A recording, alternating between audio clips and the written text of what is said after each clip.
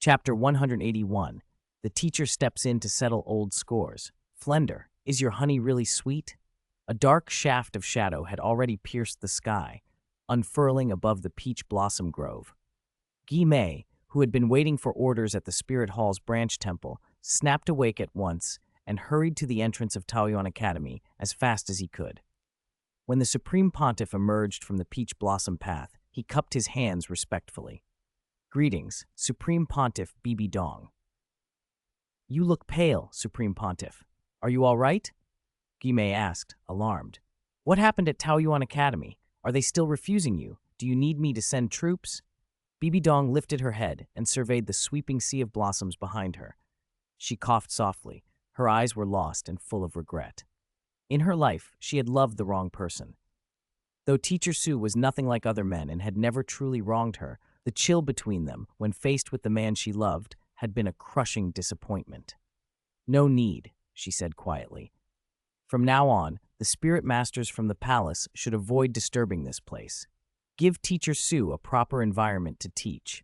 She sighed and was about to step back out of the academy gate when a clear voice behind her stopped her in her tracks, making her whole body tremble. In autumn, you listen to flowers whisper, the time of spring peaches is gone. The voice was gentle and teasing. East teacher, didn't we agree you would remain in Peach Garden as an assistant instructor? Have you changed your mind after only a few days? Someone added, coughing theatrically. Bibi Dong whirled around. Standing amid the blossoms was a young man in white, peerless in beauty and brimming with a natural, immortal grace, yet looking far less spirited than before. His face was a little pale. He coughed twice as he spoke. Bibi Dong rushed to him, fingers trembling as she took his wrist to feel his pulse. Teacher Su, are you hurt? Was it because of me? She asked, voice breaking. You haven't shown yourself these past few days. Were you recuperating? Is this all my fault? How could the Rakshasa thought take hold so easily? Even when my spirit power reached 98 or 99, I couldn't dispel it. You must have paid a heavy price. After all this time of rest, you still look so weak. It's all my fault. Feeling the chaotic spirit energy and the damage within Suran's body through the pulse at his wrist, Bibi Dong's guilt poured out. Even the Supreme Pontiff could not stop her tears. Suran smiled faintly and answered softly. It's not your fault.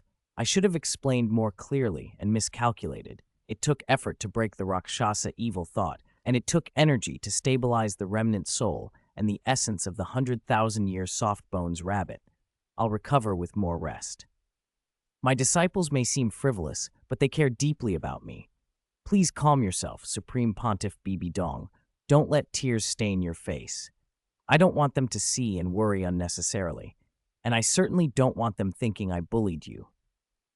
He reached out and wiped the tears from Bibi Dong's cheeks, teasing her gently. If I hadn't said anything, how would you have known there was a Rakshasa evil thought in my spirit sea? It's my fault. Bibi Dong took a breath. Though she still reproached herself, his touch and words eased her. They won't say you bullied me, she muttered. If they gossip, they'll probably think I'm playing the victim for sympathy and curse me behind my back. Suran coughed softly. Those girls are naive and will gossip no matter what. East teacher, you said you'd be an assistant instructor here. An assistant is part teacher. How could a teacher argue with her students? Her tears turned to a smile as she looked at his handsome face. Warmth replaced the earlier ache. You're not leaving? No, I won't leave. As long as you don't dislike me and as long as you need me, I'll stay. At the academy gate, Guimei watched the two of them, Teacher Su escorting the Supreme Pontiff into the peach grove, and felt dizzy with admiration. No wonder Bibi Dong was so infatuated. If he were a woman, he thought he might be smitten too. Supreme Pontiff Bibi Dong and Suran. Looks like they've patched things up. Didn't the Supreme Pontiff have a grudge against Taoyuan Academy during the Soul Masters contest? Someone nearby whispered. Yeah, didn't Grandmaster say he was close to her? He could have had her destroy the academy.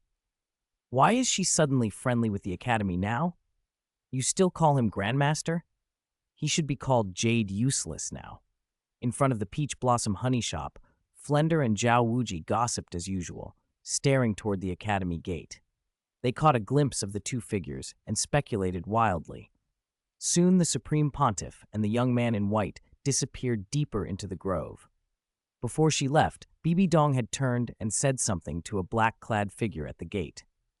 That person glanced toward the honey shop, his dark eyes sweeping over Flender and Zhao Wuji twice, then started walking in their direction. Flender and Zhao Wuji panicked. They hurried to set out a stool, bowing and forcing smiles. "Isn't this Spirit Hall's elder ghost?" Flender said, quavering. "Elder ghost, your presence honors our humble shop. Please take a seat," Zhao Wuji added. "Elder ghost, have you come for peach blossom honey?" Flender asked, trying to sound courteous. The black-clad man sneered. "Yes. How much for a jar of your peach blossom honey?" Flender's mouth opened to answer, but Zhao Wuji, eyes wide with greed, caught his arm and signaled to inflate the price. Flender forced a light smile. "Elder ghost, our peach blossom honey is special. For those with the right affinity, it's 1,000 gold coins a jar." 1,000 gold coins a jar? Did you pay for the jar in star metal, or is the honey made of gold? Guimei's eyes narrowed. "Humph. Look at the season. We're out of bloom. This honey was brewed from Taoyuan Academy's peach blossoms, wasn't it?" "All right, then give me 2 jars," Guimei said. Guimei placed 2 heavy bags of gold on the table. Flender and Zhao Wuji glanced at each other and broke into smiles. They pretended to search around, then produced 2 jars labeled Precious Peach Blossom Honey and set them before him. "Elder Ghost, take a look. How is it?" Flender asked. "It'll do," Guimei said, then abruptly fixed them with a look and asked, "But is this honey guaranteed sweet?"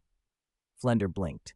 "Elder Ghost, what do you mean? I run a honey shop. Would I sell you bitter or spoiled honey?" Guimei slammed the jars down. "I asked you, is this honey guaranteed sweet?" Flender's forced smile froze. He realized Guimei's tone was dangerous.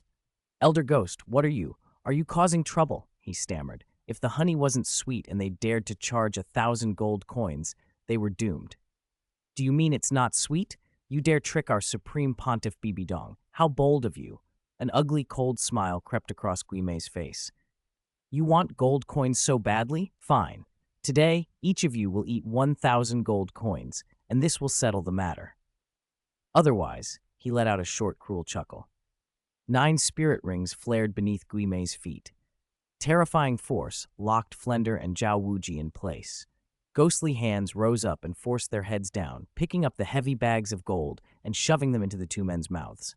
"You like money? Then eat your fill." Muffled sounds escaped them as they were forced to swallow gold. Half an hour later, Guimei left the honey shop. Flender and Zhao Wuji lay battered and bruised, bellies grotesquely swollen. Each looked as if he were 7 or 8 months pregnant, and tears of regret streaked down their faces. "We will never sell overpriced honey again," they thought, groaning. Chapter 182, Auxiliary Teacher Position Confirmed. Students Explode Ring. Wang Sheng hurried to the peach tree in front of the school hall and rang the urgent peach blossom bell. The bell echoed across Taoyuan Academy. It was the academy's assembly bell, used only when the school was in danger or a teacher summoned everyone.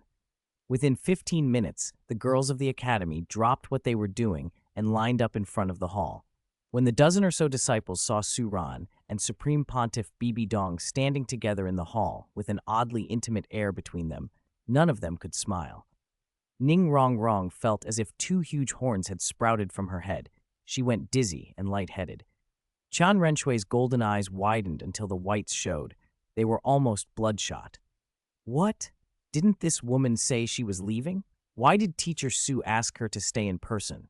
Why is she obediently standing beside him? How could she deserve that? Could she actually have pulled it off? Ning Rongrong felt more crushed than if she'd been killed. Even Hu Liana was stunned. Wasn't the relationship between the 2 teachers never like this before? Now, seeing them so close, so tender, she rubbed her eyes in disbelief. How did Teacher Su do it? Teacher Su is something else. Both Bibi Dong and Teacher Su have so much for me to learn from. Juliana muttered.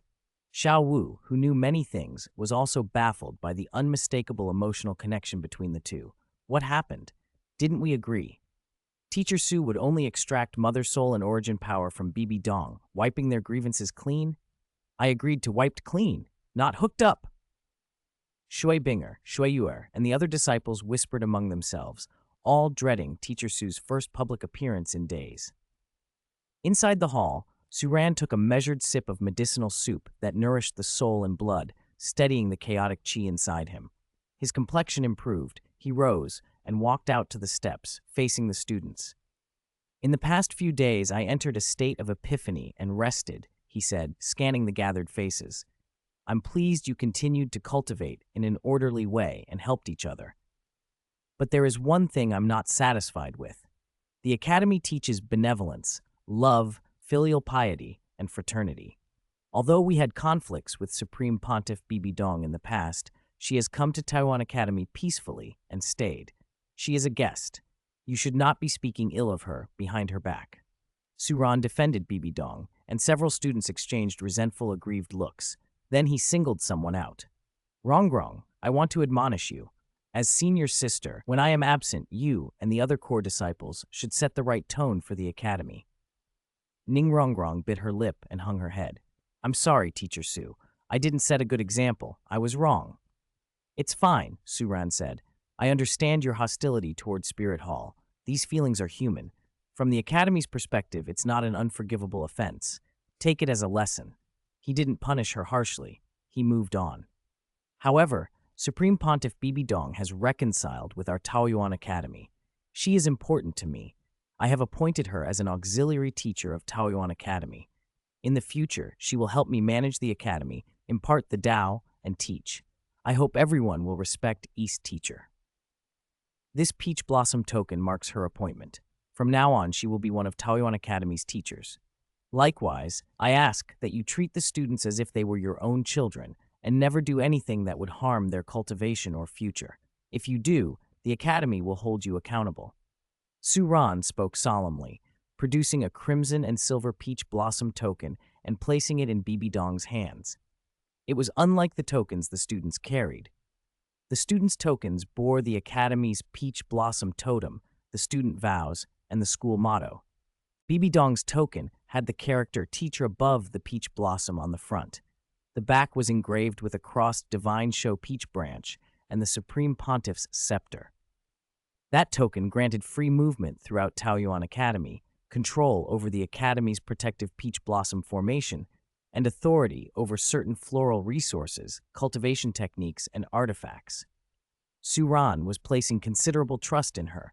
Bibi Dong felt something inside her that had been frozen for decades begin to thaw. She had prepared to leave. Even if Teacher Su despised her past, she was prepared to return to Spirit Hall and resume her former life. But after all she had endured, Teacher Su not only asked her to stay, he publicly gave her a teaching position and acknowledged her importance in front of the students. It wasn't mere admiration for the youth standing before her. This recognition struck her at the level of the soul. She felt valued. She took a breath, accepted the token with trembling hands, bowed slightly, and said earnestly, "Bibi Dong respectfully accepts the Peach Garden's order. From now on, I will follow Teacher Su's example, be a good teacher, protect the students, and impart the Tao." Pink peach blossom petals drifted down and settled in her hair. The march of Taoyuan Academy's first hired teacher was beautiful and solemn. The students, however, were stunned and burst into uproar. What? Teacher Su appointed Supreme Pontiff Bibi Dong as a teacher? He said she was very important to him? They're so close? He even defended her and told us to respect her? Ning Rongrong felt her whole body go limp. After all her efforts, just as she'd been about to reach the goal she'd worked toward, someone had snatched it at the finish line. Teacher Su, who matters more, senior sister or the auxiliary teacher? Sister Shui, are you all right? Sister Shui fainted? Someone, help! Hulina cried, still gaping at the two teachers, caught between the strangely shipworthy atmosphere and the irritation of it. Then she turned and saw Qian Renxue next to her had collapsed for no apparent reason. Chapter 183, Teacher comments on students' cultivation. Shui Bing'er gets severely scolded. What happened to her? Maybe she fainted from joy when she heard East Teacher was hired at the academy. Oh, that makes sense. Qian Renxue, Bibi Dong was driven out of the academy by Teacher and has gone back to Spirit City, crying. Shui Bing'er had a sudden idea. She wandered over to Hulina's side and whispered that line into the ear of Qian Renxue, who was still leaning weakly in Hulina's arms. At once Qian Renshue's eyes cleared and color returned to her face. She straightened up out of Hu Liana's embrace. Really, that's wonderful. I must have been dreaming just now. Qian Renxue pinched her forehead. The dream had been terrifying. Her beloved teacher Su being paired with that madwoman, a teacher who turned into a stern father figure. She couldn't accept such a contrast. Yue'er senior sister? What did you tell Shue'er senior sister? Shue'er senior sister, fainting and waking up like that. What a shock, right? Hulina blinked. Shue'er senior sister, why are you fainting again? But less than 5 seconds after recovering, Qian Renshue's gaze landed on the two figures standing at the front of the classroom, and her vision went dark once more. She almost fainted again. It's real. It's all real. Everything's real. It's over. It's really over now. We're all clowns, truly manipulated by that crazy woman. Shue'er senior sister, you can't say that. Teacher is just being a little nicer to East teacher and keeping her to help with teaching. That's all. Hulina, though concerned, spoke up for the teachers. Shue'er had only just come to study and didn't understand the hardships of apprenticeship. As long as they behaved and followed the rules, teacher could be doting. I don't believe Teacher Su would make an exception for East teacher. Not at all. Nana, you're the real exception. You've been her student so long, and you're still so innocent. I know that for a long time no other teachers have taken charge of your instruction here at the academy, so it's natural that everyone is surprised and unsettled by East teacher's appointment, Suran said, seeing the mixed reactions, mostly anxiety and speculation about Bibi Dong's employment and his apparently softened attitude toward her. He spoke to ease the atmosphere. But I can assure you, East teacher will only be allowed to teach independently after passing the teaching standards I've set. Until then, she will assist me in teaching. Your cultivation will remain primarily my responsibility. He paused, then continued with evaluations the students had been missing for some time.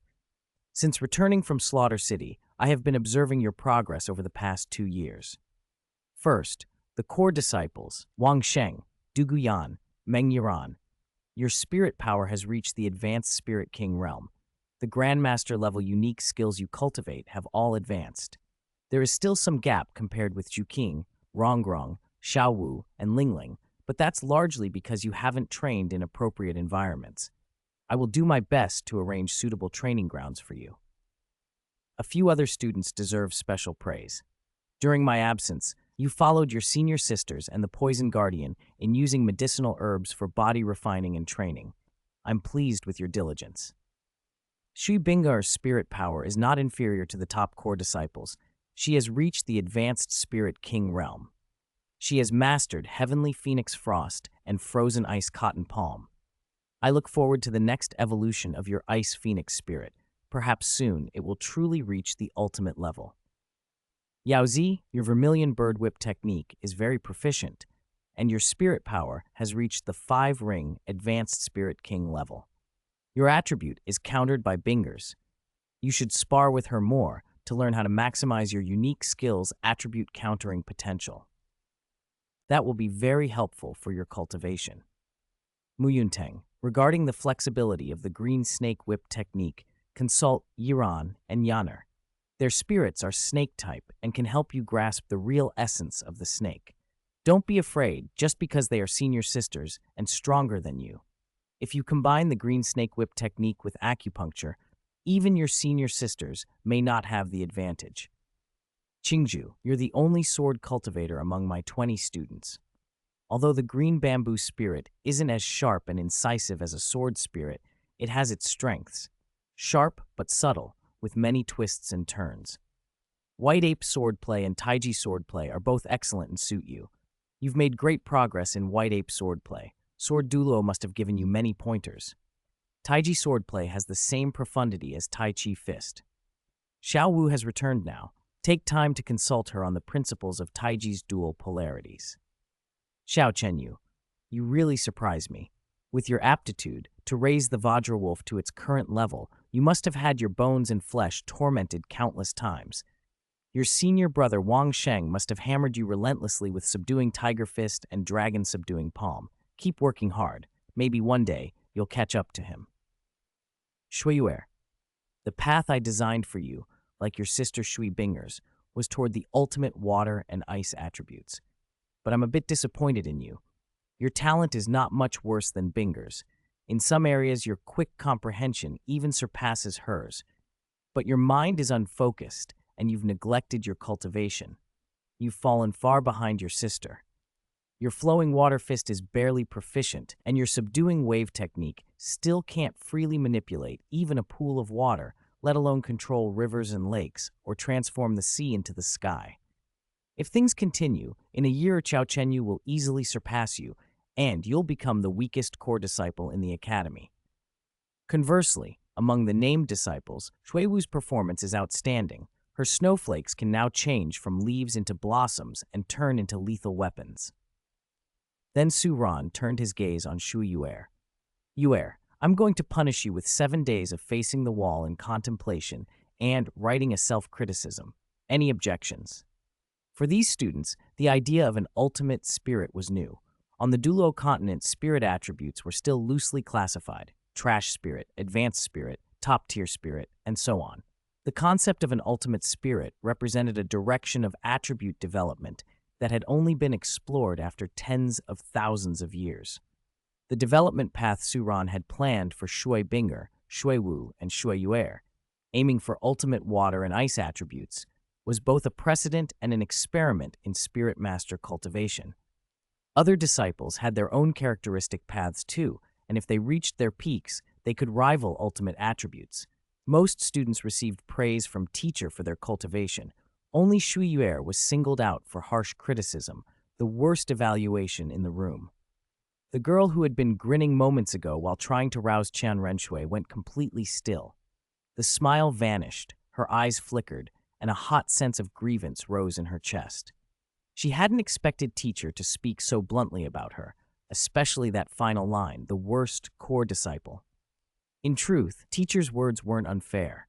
Shui Yuer's spirit power wasn't much higher than other named disciples. She merely had slightly better innate talent. But she was the most infatuated, more so even than Ning Rongrong, spending her days thinking about teacher rather than focusing on cultivation. She might not even measure up to some named disciples. That was why Su Ran risked cutting at her confidence in public. Deep love, stern discipline. Disciple has no complaints. Shui Yuer said in a small, quavering voice, trying with all her strength to keep herself composed. Chapter 184. Bad teacher, evil teacher, I hate teachers the most. After finishing his brief corrections and remarks to the students, Dean Su retreated into the inner room of the school hall and drank a cup of tea brewed from blood dragon fire ginseng. He rested for a while, then returned to the podium to lay out the latest cultivation plans for each student. Wang Sheng, Meng Yuran, and Dugu Yan, the 3 core disciples still at the academy and the ones most familiar with its affairs after 2 years in Slaughter City, stood by his side. Naturally, they were Su Ran's priority when it came to reporting what had happened recently.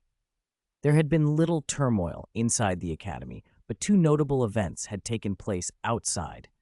First was the completion of the 7 treasure glazed tile pagoda and the Spirit Hall branch, which now stood on either side of Peach Garden Academy, making the academy even more of a local landmark. The second was visits from the Tiando royal family and the Blue Lightning Tyrant Dragon clan.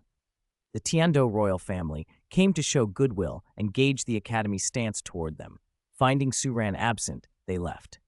The Blue Lightning Tyrant Dragon clan came seeking so-called justice for Yu Tianxin and Yu Tianheng, who had been badly injured in the Soul Master competition. Poison Douluo stepped out from the flower garden, met the Blue Lightning clan's spirit master, and persuaded them to withdraw.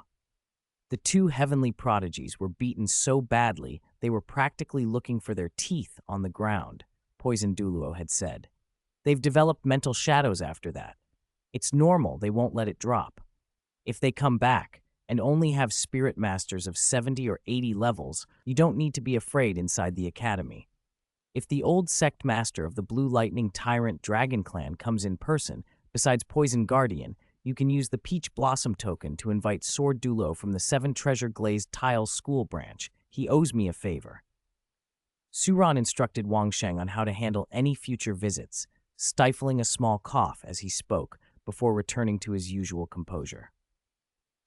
Meng Yiran, precise-eyed from years of studying hidden weapons and soul guidance, couldn't help asking, "Teacher, your cough earlier. Are you feeling unwell? I heard it during the assembly." Suran shook his head calmly. "It's nothing serious. A little restless spirit power after a small mishap and a bit of a chill from the autumn wind. I'm a titled Douluo. What could be wrong?" "I hope that's all," Meng Yiran said anxiously. "There are more and more junior sisters in the academy. Teacher, you must take care of yourself and not overwork. If you need us, just order it. I can even supervise the junior sisters' cultivation. If teacher collapses, then our Peach Garden Academy will truly fall apart."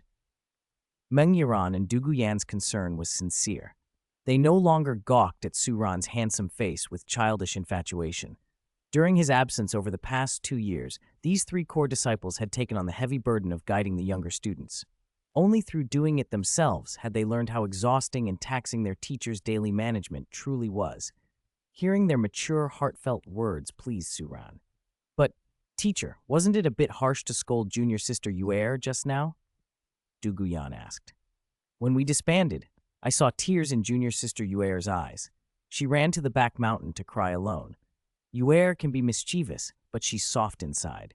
If others criticize her, she might just let it go, but she has always admired you most. I'm worried she can't bear it." Wang Sheng chimed in from the side. "Senior sister Yuer has fallen behind in cultivation the past 2 years, but she always asks about teachers' past deeds. With her talent, if she studies diligently, she'll catch up." "You all dote on this junior sister Yuer a great deal," Suran said with a small smile. "It makes me seem harsh." "We wouldn't dare think that," they answered in unison. "We just feel Yuer is innocent and hope teacher will give her a little more leeway." "All right.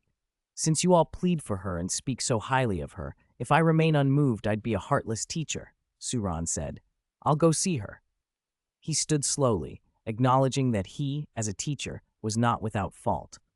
Leaving students to manage on their own for a year or 2 inevitably affected their cultivation. Personal guidance made a difference. "Oh, and as for East teacher," he added, nodding toward Bibi Dong, "she will act as my assistant. Starting tomorrow, I will resume teaching in the school hall. For the next day or 2, East teacher will help prepare the lessons and organize these theoretical manuscripts." He pointed at the densely written stack of papers on the table.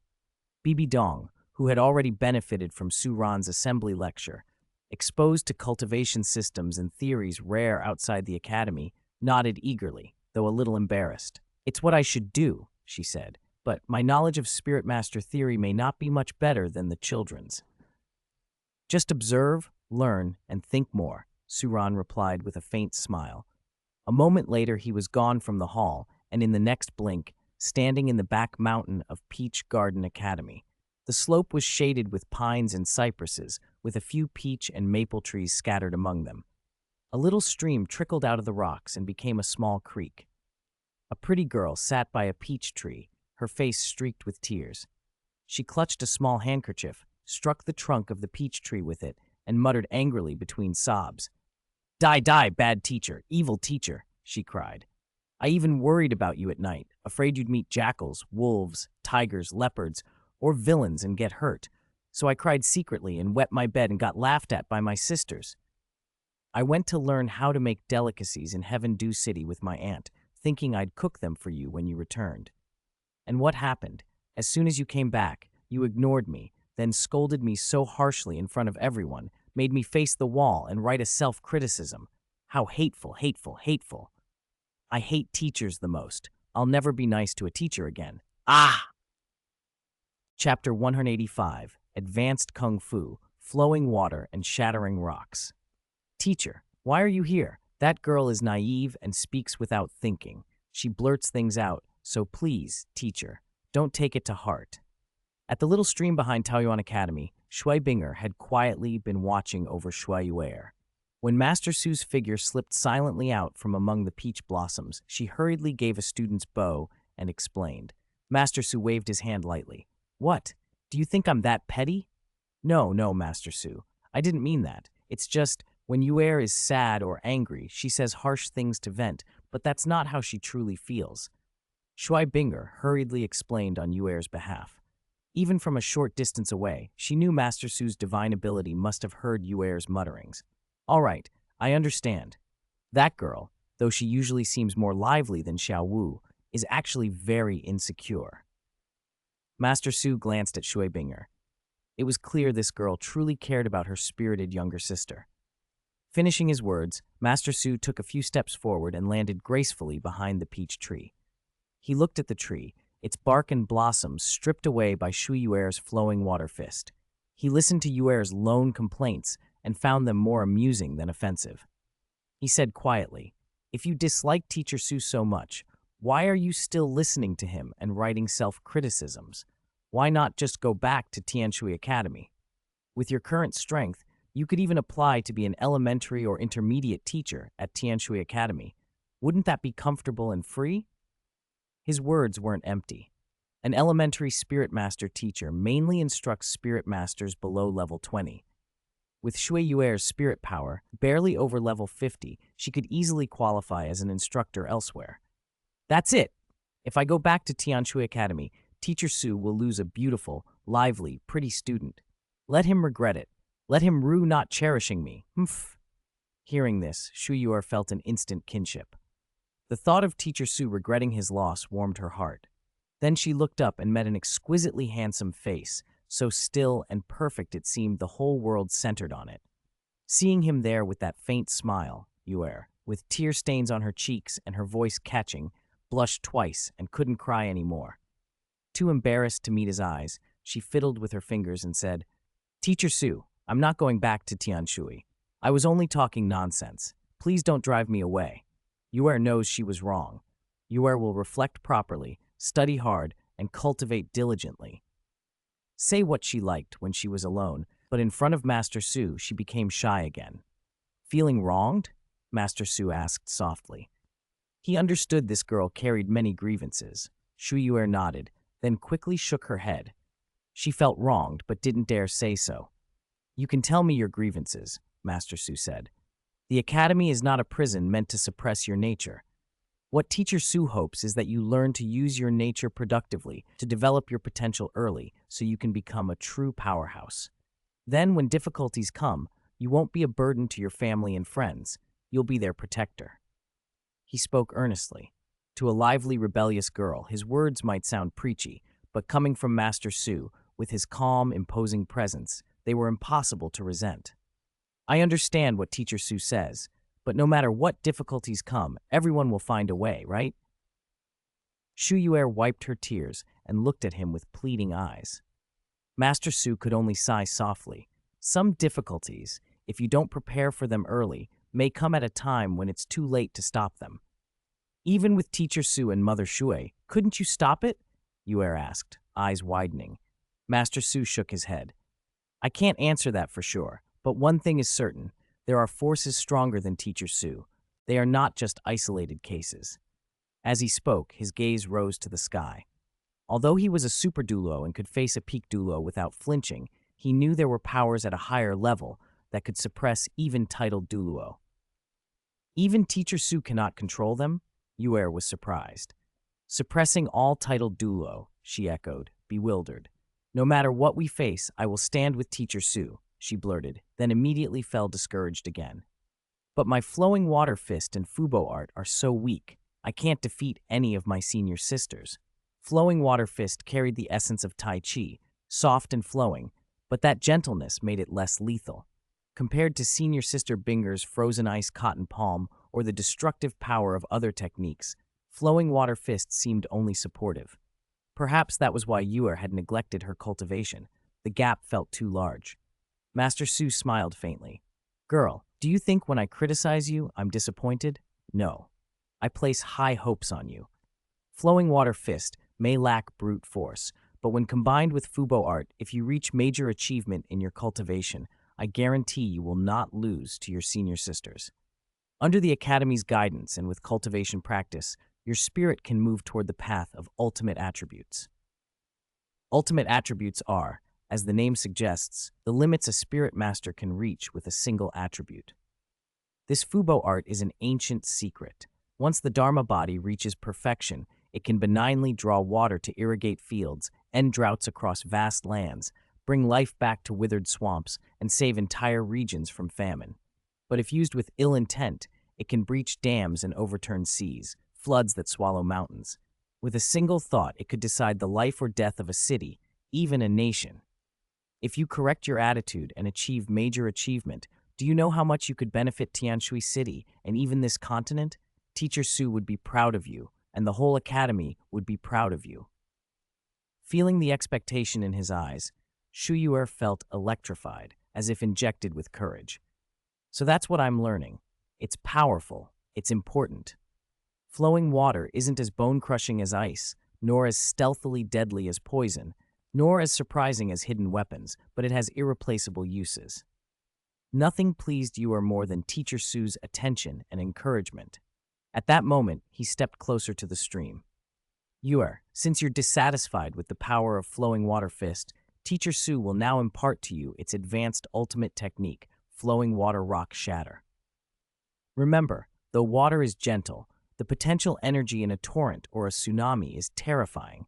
When the momentum of flowing water is condensed into a single punch between a point and a line, that is Flowing Water Rock Shatter. Tai Chi-style fists are self-contained and defensive, lacking in offense, but the emphasis on momentum in flowing water can perfectly compensate for that weakness. Flowing Water Rock Shatter, streams gather into a fist, flowing water forms a line. Shatter! Chapter 186. One day, I, Shui Yuer, will challenge senior brother Wang Sheng and senior sister Rongrong with my fists. Su Ran's figure moved across the back mountain. When he threw a punch, it carried the aura of crashing waves. The water seemed to live inside his fist. The little stream twisted and swirled with each of his movements, gathering toward his hand. His fists flowed smoothly, balancing hardness and softness. At first, his technique felt like a stream winding around stones. A slight turn of the wrist brought a faint rustling. His clothes brushed the cliffside grasses as gently as spring water over moss. Then, in an instant, the aura shifted. His shoulder dropped. The fist, laden with rushing water, shot forward. It wasn't crude force, but a layered compression, like strata of rock under pressure. When it released, a huge three-zhang boulder on the mountain cracked and exploded as if struck by a string of ever-stronger blasts. The stream beneath Suran's feet splashed half a zhang high, and the fist's aura sent peach blossoms from the branches, fluttering down like a sudden rain. Shu Yuer stood to the side, speechless. Is this the destructive power of the flowing water fist? Flowing water could be like this? Suran took a deep breath, calmed the chi inside him, and said, Yuer, that was the 3 overlapping waves of the flowing water rock-crushing fist. Its power is great, but you mustn't be rash. You need to proceed steadily. Don't rush for quick success, understand? It's incredible. Teacher, I was wrong. Flowing water really can take on this kind of force. It's not weaker than senior brother Wang Sheng's power or senior sister Rongrong's inch punch, is it? Shu Yuer burst out, suddenly thrilled. Her flowing water fist wasn't weak at all. Your senior brother Wang Sheng punched 10,000 times, and Rongrong sharpened her fists like diamonds, breaking her fingers 100 times before succeeding. Use them as your example. Don't underestimate the road ahead, Suran warned. Shui Yuer nodded eagerly. I'll work hard. One day I'll cultivate enough to challenge senior brother Wang Sheng and senior sister Rongrong with my fists. Word of the display spread fast. The teacher's demonstration really helped. Yuer has become so diligent. She practiced her fist movements at the foot of Qingxi Mountain all night, didn't she? Unbelievable. Even junior sister, who usually likes to play and gossip, is working so hard. What excuse do we have to slack off? I went to the back mountain to look. When did junior sister Yuer get so strong? She even shattered the largest stream rock on Qingxi Mountain. How much strength does that take? Could she stand against senior sister Rongrong's inch punch? Shattered by little Yuer? No way. After being encouraged by the teacher's praise, Shui Yuer seized the momentum and trained even harder, practicing her flowing water fist in the back mountain. There were 3 standards to cultivate this style. The first, flowing water layered silk, she had grasped during the Soul Master competition. The second, flowing water into flowers, was about striking 1,000 threads and points. She'd already reached that. The third and most difficult stage required those thousands of threads to gather into a single, crushing fist. High-speed living water flowing through and around the fist, harmonizing with the punching power to create devastating attacks. That was the threshold to cultivate flowing water rock crushing. Shui Bing'er was pushing toward that third stage, but it was hard. She needed to link her cultivation with Fubo art and achieve a unity of fist and water. Thin streams of water twined from her arms toward her fist like razor blades, sharp enough to leave red marks on her smooth white wrists. By dawn, her arms and fingers were already cut and bruised. These injuries were why many girls never reached major achievement. Scars were unsightly. But Shui Bing'er thought of the teacher stories of senior brother Wang Sheng, Xiao Chenyu, and senior sister Rongrong, of how they endured grueling torment to perfect their fists. Compared to them, her wounds were insignificant. In martial cultivation, how could one avoid injury? She recalled the teacher's vision of vast ocean waves and the future of flowing water rock crushing. She hungered for it. Bing'er, rest a bit. Cultivation isn't about rushing. Settling your mind matters as much as practice, Shui Bing'er said, putting 2 small bottles down in front of the wooden house at the mountain's foot. These are the black jade golden sore ointment the teacher gave you. It heals scars, warms the blood, and nourishes the bones. If you get hurt during practice, use this first. Shui Bing'er leapt lightly over the stream, drops of blood falling from her fingertips. At the house, she wiped her arms with a damp white cloth, uncapped a bottle, poured out a fingernail-sized dollop, and rubbed it into the cuts. It was almost miraculous. The sting faded, bleeding stopped quickly, and the wounds began to knit. "Did the teacher give this?" she asked happily.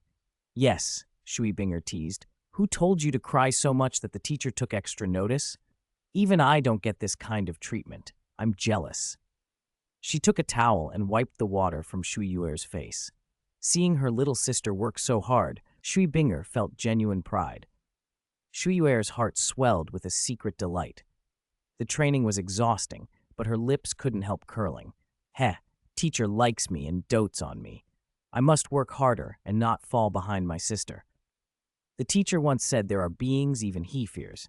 If danger comes, she wouldn't drag him down. She wanted to be someone who could help him.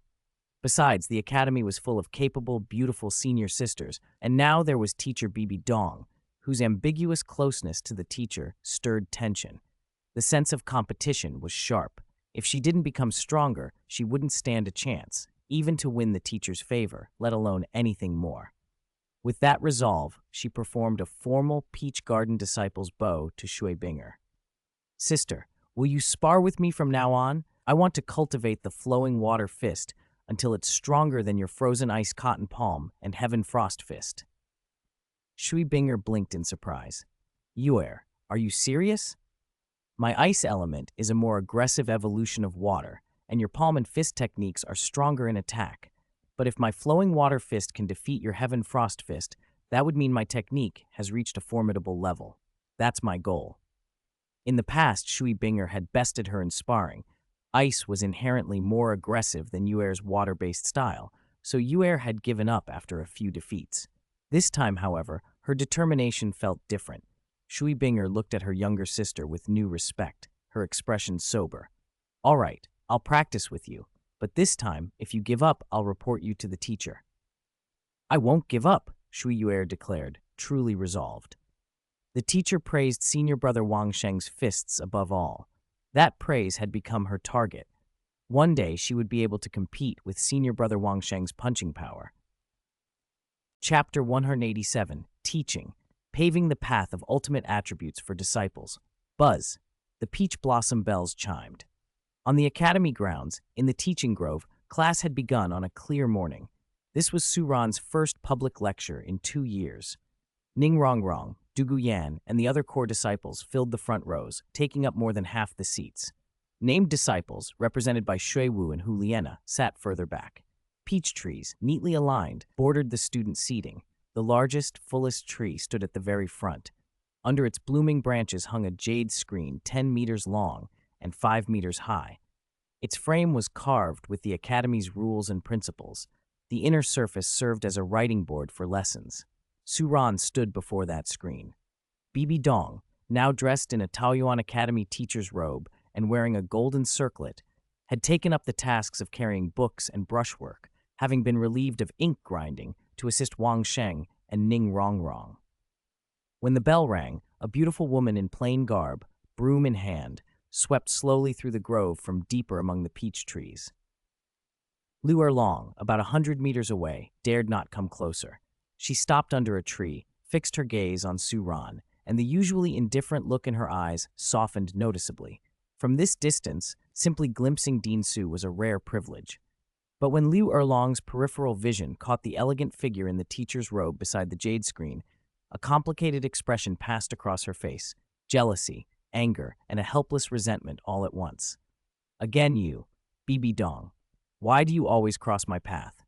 You shall go. You ruined me. Liu Erlong gripped her broom so tightly her knuckles whitened. A spark of hatred, long dormant ash, flared inside her. The tightening of the golden circlet forced her to sit cross-legged, collect herself, and recite the Pure Heart incantation twice. The calming method Ning Rongrong had specially arranged for her when her headaches grew severe. Ning Rongrong watched Liu Erlong struggling and sighed inwardly. I still don't understand what charm Yu Xiaogo holds. Even now, as some pale ghost of a man, he can cling to the mind of this sect guardian I recruited. What is it about him? Ning Rongrong still couldn't puzzle it out. Why would a middle-aged man who never broke rank 30, with an ordinary, even unattractive appearance, so captivate a powerful spirit saint with outstanding looks that she fawns over him? Even Bibi Dong had shown a certain fondness for Yu Xiaogo in the past. What magic is this? All right, today is my first time openly teaching so many students. Teacher is very happy to see so many excellent pupils, and I look forward to your responses, Su Ran said, standing before the jade screen. A breeze carried the scent of peach blossoms as she continued in a calm voice. The lesson I prepared today will focus on the theoretical foundations of the Spirit Master cultivation system. But before we start, let me ask you all a question. On the Douluo Continent, what aspect should a Spirit Master's cultivation emphasize most? 3 choices. Improving spirit power, Sen, human spirit fusion, with spirit proficiency most important, Ses spirit optimization, attributes are the key. Don't be shy, discuss freely and harmoniously. The students immediately began an eager debate. Ning Rongrong, as senior sister, stood and raised her hand. Teacher has always told us to use our spirit correctly and blend with it to unlock our full strength, she said. We've cultivated that way and seen good results, true development of spirit power that made us stand out among our peers. Who agrees, who disagrees? Su Ran glanced at the other students. Options and attributes is indeed very important, but if you can't even achieve human spirit fusion, how can you talk about optimization? Du Guyan, Meng Yiran, and several other core disciples raised their hands in agreement. We think slur is more important, they said. Fusion has always been central to our cultivation, and it has shown its effectiveness. Their view met with unanimous approval among the core disciples. After all, it was through human spirit fusion that they had witnessed feats like Wang Sheng's tiger form fist overpowering opponents across ranks, Zhu Zhuqing's spirit cat tracking enemies endlessly, and Du Guyan's snake spirit suppressing dragons. Any differing opinions? Su Ran asked. Demon subduing Douluo, who had come to Taoyuan Academy as a guest with Qian Renxue, had been watching quietly and now spoke up. Teacher Su, isn't spirit power the most important? Mastery of your spirit's power isn't that difficult. Your spirit is yours, and with cultivation a spirit master grows more proficient. But improving spirit power opens possibilities. New, stronger spirit abilities may emerge, and it grants a straightforward power boost. If I've already gained another spirit ring and ability through higher power, how will you fight me? He finished. The students shot puzzled looks at him as if he'd said something foolish. Demon subduing Douluo's confidence wavered. He rubbed the back of his head. Could I be wrong? This is the Tao summarized by generations of spirit master development. Isn't this how we all came to be? Many rings, many bones, one wave of skill and power. Few rings, few bones, turn around and run, he quoted, and Wang Sheng couldn't help but laugh. Xiao Chenyu, arriving late, didn't understand why Wang Sheng was laughing and asked, Godfather senior brother, what's so funny? You brat, what are you laughing at? That's standard theory in our Spirit Hall handbook. Do you have some insight? Demon-subduing Douluo snapped. Wang Sheng grinned. I just pictured it. Few rings, few bones. Turn around and run. If that's the case, why even fight? We just show our spirit power rank and spirit bones, compare, and announce the winner. The weaker would flee. That image made me laugh. Demon-subduing Douluo's face reddened. There was, admittedly, an element of truth to Wang Sheng's mockery. How, then, in competitions did those with lower spirit power defeat those with higher? Still, as an enshrined of the Spirit Hall, he couldn't let his authority be openly challenged. He took a step toward Wang Sheng, bristling. Su Ran intervened, calm and unruffled. This is an open class. Speak freely. Wang Sheng, explain why you laughed. Wang Sheng nodded and offered his explanation politely. Demon-subduing Douluo's temper cooled slightly, but Su Ran's interest was piqued by the disagreement. Since demon-subduing Douluo believes many rings and many bones are most important, and my disciples believe human spirit fusion is most important, why don't we settle this with a demonstration? Su Ran proposed. Demon-subduing Douluo, compress your spirit power to the Spirit Emperor realm, over rank 60, and face one of my Spirit King realm disciples. Both sides may use spirit abilities. Whoever wins will have the better argument. What do you say? Demon-subduing Douluo smiled thinly. Dean Su, wouldn't that be improper? People might say I'm bullying the young. No matter. This is academic, not about seniority, Su Ran replied coolly. If Dean Su agrees, then anyone may step forward. A murmur ran through the students. Demon-subduing Douluo stamped once on the ground, strolled into an open clearing beneath the peach trees, swept his sleeve, and announced, Very well. Since Dean Su insists, I'll comply. I will compress my spirit power to a Spirit Emperor level above rank 60. I won't use lethal force, but I will employ my spirit abilities. Who will step up to represent Taoyuan Academy? Silence fell, the air suddenly heavier. The core disciples exchanged looks. This was no mere classroom exercise. Su Ran met their eyes with a steady, encouraging nod. This was a practical lesson. Around them, the jade screen glimmered faintly in the dappled light, waiting to record whatever would follow. Chapter 188. Is she an assistant teacher, or is she dating my teacher? Bonus chapter for votes. My spirit is the coiling dragon rod. Which junior will come receive my instruction? A golden, dragon-patterned rod appeared in demon-subduing Douluo's palm. He surveyed the attending disciples with a forceful aura. The Taoyuan Academy students were outstanding, but as a super Douluo and a prodigy of the older generation, demon-subduing Douluo still carried plenty of confidence. Teacher, let me spar with Elder Demon-subduing, Wang Sheng said, cupping his hands. He wasn't trying to show off, but since he had provoked demon-subduing Douluo, it felt wrong to leave the match to his other senior sisters. What we're testing today is mastery of spirit power and spirit utilization, Su Ran said. So disciples with similar spirits are the best match. Su Ran's gaze swept the benches and finally fixed on a named disciple with a neatly tied bun and determined bearing. Ruoshui, your spirit fits well. Do you dare to challenge demon-subduing Douluo with what you've learned? Ruoshui blinked in surprise at being called and stood up, cupping her hands. Disciple will go forward. However, disciple practices spear arts and is not familiar with rod arts. Would it be fair to demon-subduing Douluo if I use spear techniques?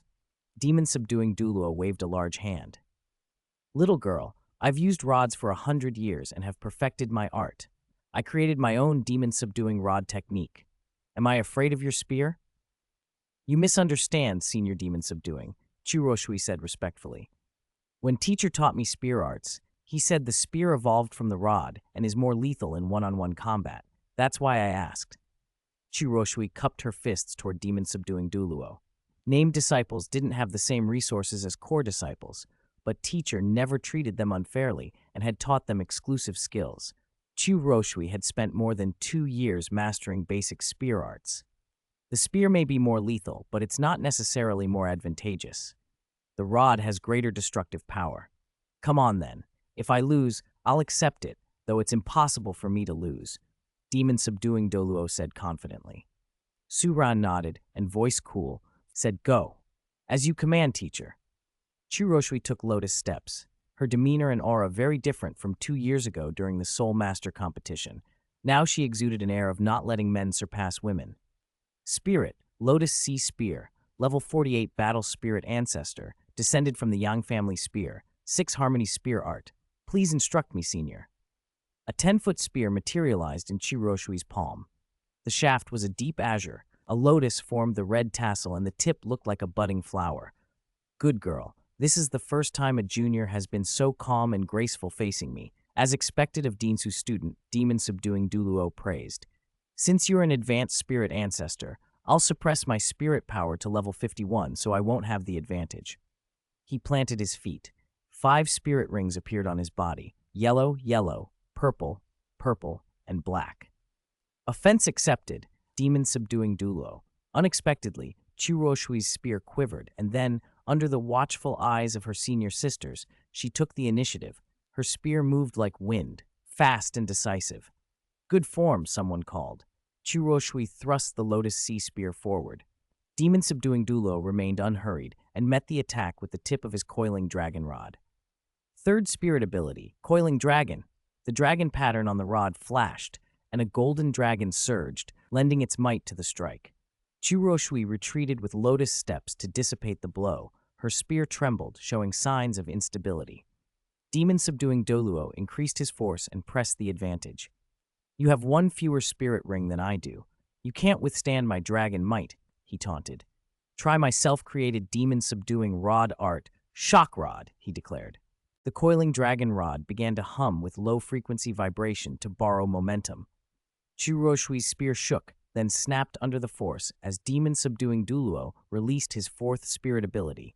You're going to lose, he exclaimed. Golden dragon wagging tail.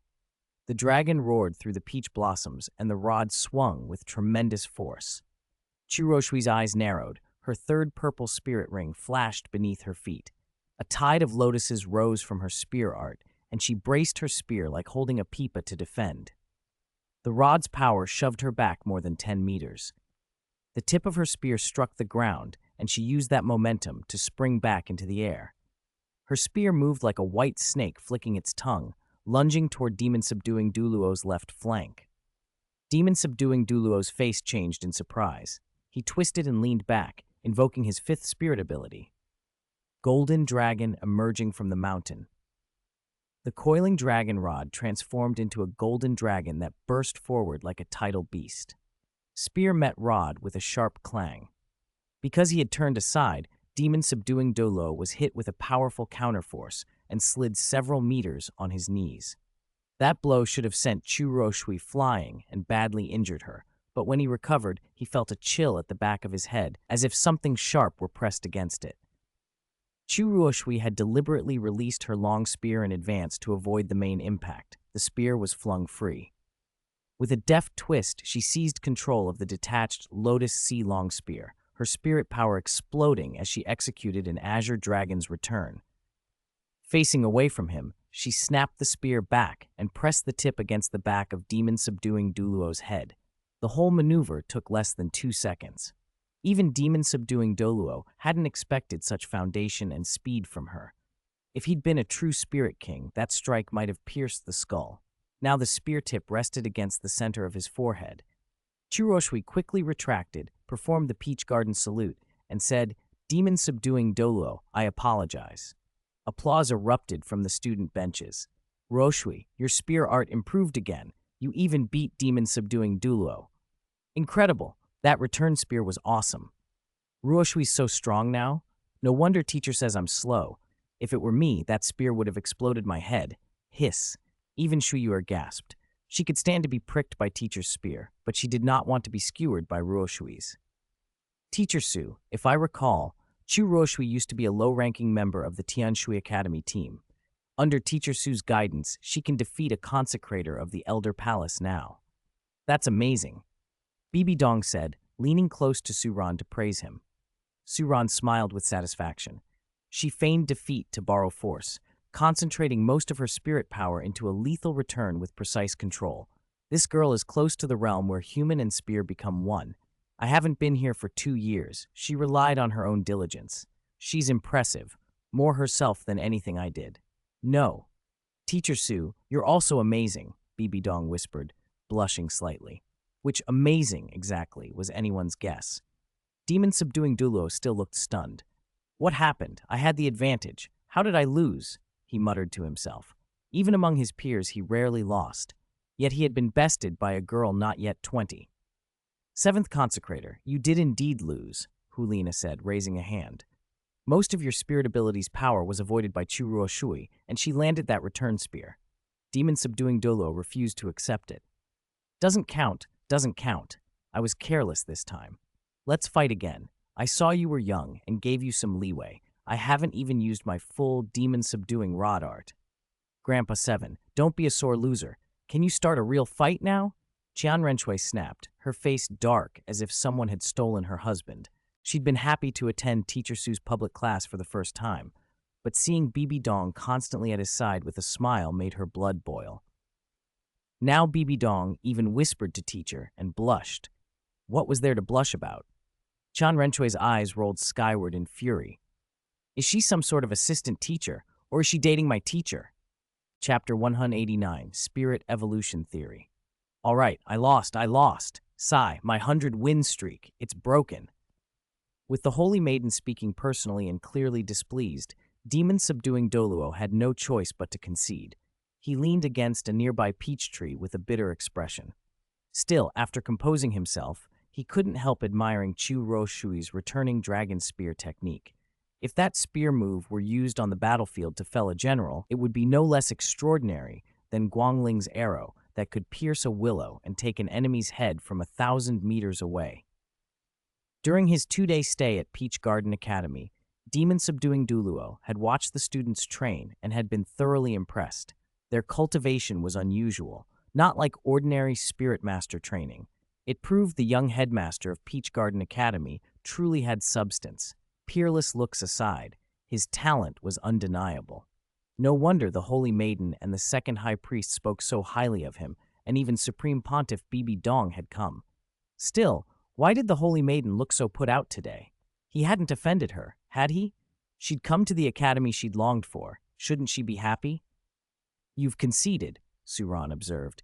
It seems that mastering techniques and achieving human spirit unity is stronger than merely raising spirit power. Actually, increasing spirit power alone doesn't mean it improves faster than focusing on the unity of human and spirit. At that moment, Suran finally spoke, graceful and composed, like a true teacher. Your senior brother Wang Sheng is the best example, he said. Wang Sheng, called out by the teacher, scratched his head awkwardly. Senior brother? He usually considered himself a named disciple. When Wang Sheng first came to me at 12, his spirit power was only level 10. I believe that talent would be considered extremely unremarkable in the academy, right? As soon as Suran said this, the courtyard erupted. Everyone looked at Wang Sheng in astonishment. Disbelief showed on every face, including Bibi Dong's. Level 10 at 12? He hadn't even gotten his first spirit ring at that age? Was this teacher serious? 12 years old and only level 10? Impossible, someone said. Senior brother Wang Sheng is one of the academy's best in hand-to-hand combat. How could his talent be that poor? That level wouldn't even pass the registration threshold at our Tianshui Academy. But senior brother Wang Sheng's performance in the Soul Master competition wasn't worse than any of the others. The students buzzed, trading shocked glances. Even core disciples like Ning Rongrong and Meng Yiran, who knew Wang Sheng's talent wasn't top tier among them, had never imagined it was that low. Huo Wu stroked the spirit rabbit in her arms, surprised too. How did senior Wang Sheng turn things around in 6 years? I remember even the one-eyed tiger couldn't beat him back then. He didn't act like someone with such poor talent. At that time, they didn't even have immortal-grade herbs and medicines to transform their bodies, someone added. Because perseverance and the unity of human and spirit can also cultivate spirit power, and often faster. Every punch that draws the spirit and drives spirit circulation is itself a gradual transformation, far deeper than simple breathing and meditation. Truly achieving spirit cultivation accelerates spirit power growth. But no one perseveres in that third path, and that disappoints me, Suran continued. The evolution of the spirit and the improvement of its attributes are the true aims of a spirit master's progress. That is the Tao I am guiding you toward. A low-quality tiger or wolf spirit, no matter how it cultivates, can never exceed the upper limit of a spirit master with a high-quality spirit. However, this does not mean a low-quality spirit can never become a true powerhouse. This is the theory I have summarized through cultivation technique, physical tempering, and medicinal treatment. I call it spirit evolution theory. Spirit evolution theory? At those 5 words, faces around the courtyard changed. Demon subduing Douluo, Bibidong, Qian Renxue, and others. They hadn't heard of such a theory before. Organisms evolve from lower to higher, from simple to complex. Spirit beasts slowly evolve over years, from lower quality to higher. Spirits are the same. They can undergo evolution. A beneficial mutation in a mutated spirit is a sudden spirit evolution. It's very rare. Innate spirit evolution is very slow, and one might never break through those limits in a lifetime. But guided by cultivation techniques and through the refining of medicinal herbs and training, a low-level spirit can also evolve into a high-level spirit, just like Wang Sheng's Storm Fiend Sky Tiger. And what is the limit of a spirit master's spirit evolution? Perhaps it has no absolute upper bound, but under the current spirit master system, I define an upper limit as the ultimate standard, the final form closest to what an attribute or spirit can present on a spirit master. It has absolute dominance over similar attributes and spirit types. We can call it the ultimate attribute, the ultimate spirit. Therefore, my cultivation of you leans in that direction. Be aware of it. For this named disciple assessment, promotion to core disciple will go to the 3 disciples with the highest combined scores from Peach Garden Academy's school motto assessment and the spirit knowledge test, and whose spirits are closest to that ultimate state. The named disciple promotion exam will be proctored by Teacher Dong, and I will make the final decision personally. All right, class ends here for today. Think about this after class. The peach trees swayed, Suran's words hung in the air, and the students sat in thoughtful silence for a long time. It was the first time many of them had heard a defined evolution path for spirits. No wonder Ning Rongrong's 7-treasure glazed tile pagoda could become the 9-treasure golden body glazed tile pagoda, why Zhu Qing's hell civet could become the 9-nether spirit cat, and why Wang Sheng's tiger could become the storm fiend sky tiger. It wasn't accidental. It had been the teacher's deliberate cultivation. How many more surprises did he have? Only one disciple leaned back and dozed off. Sister Shui, why are you lying down again? Huliana teased as she leaned toward Qian Renxue, looking at her with curiosity. The theory teacher spoke about was really interesting. Haven't you heard this in Spirit Hall? Don't you like theory classes? Qian Renshue's expression was deadpan. Sleepy, my foot, she thought. I'm miserable. Bibi Dong will be proctoring the exam. Isn't she my arch-rival? Do I even stand a chance to get promoted? Remember that Qian Renxue was herself a named disciple. She had come to Peach Garden Academy to study alongside the teacher, not to watch that woman act all sweet. The thought was almost unbearable. Hulina, Qian Renxue, both of you, come with me for a moment, Suran called. At once, Qian Renxue sat up straight among the blossoms, pride flashing in her features. Coming, teacher. Chapter 190, My Direction, 12-Winged Seraphim or Fallen Angel? Teacher, did you call the 2 of us here to give us some instructions? Juliana followed Suran into the old-fashioned classroom, her fox-like eyes glittering. A faint fragrance rolled off the teacher, refreshing her senses. There are only 3 slots for the named disciple advancement assessment. You 2 are behind in your studies, and that wouldn't be fair. I've compiled the spirit master theories that previous named disciples studied, plus the Academy's motto and regulations.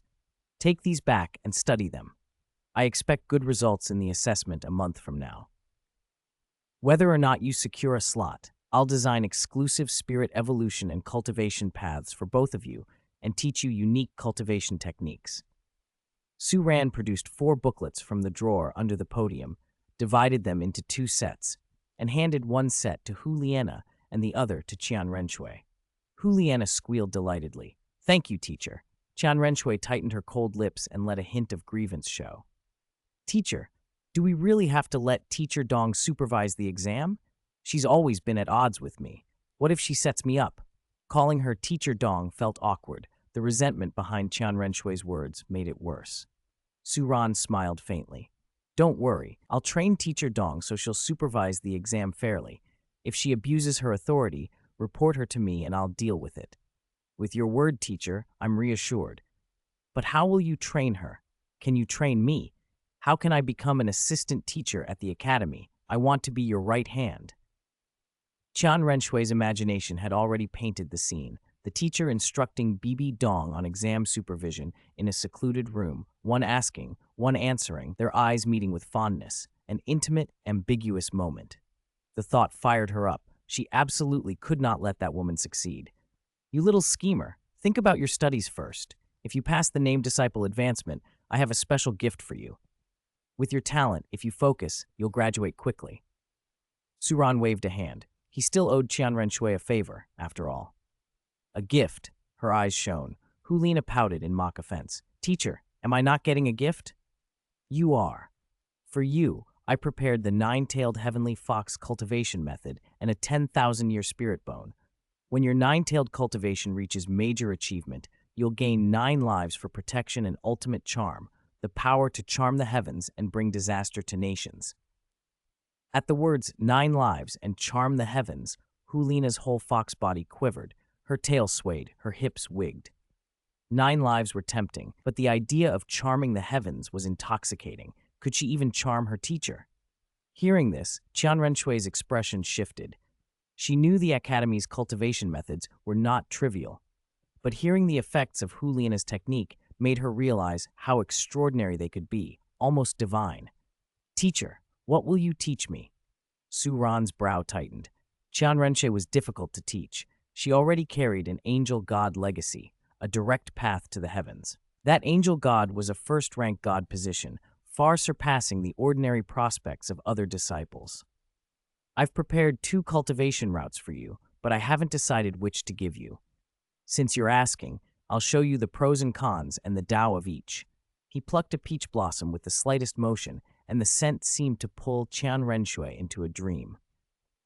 They stood inside a vast peach orchard. Above them, Su Ran's figure floated, radiantly beautiful, bearing angelic presence.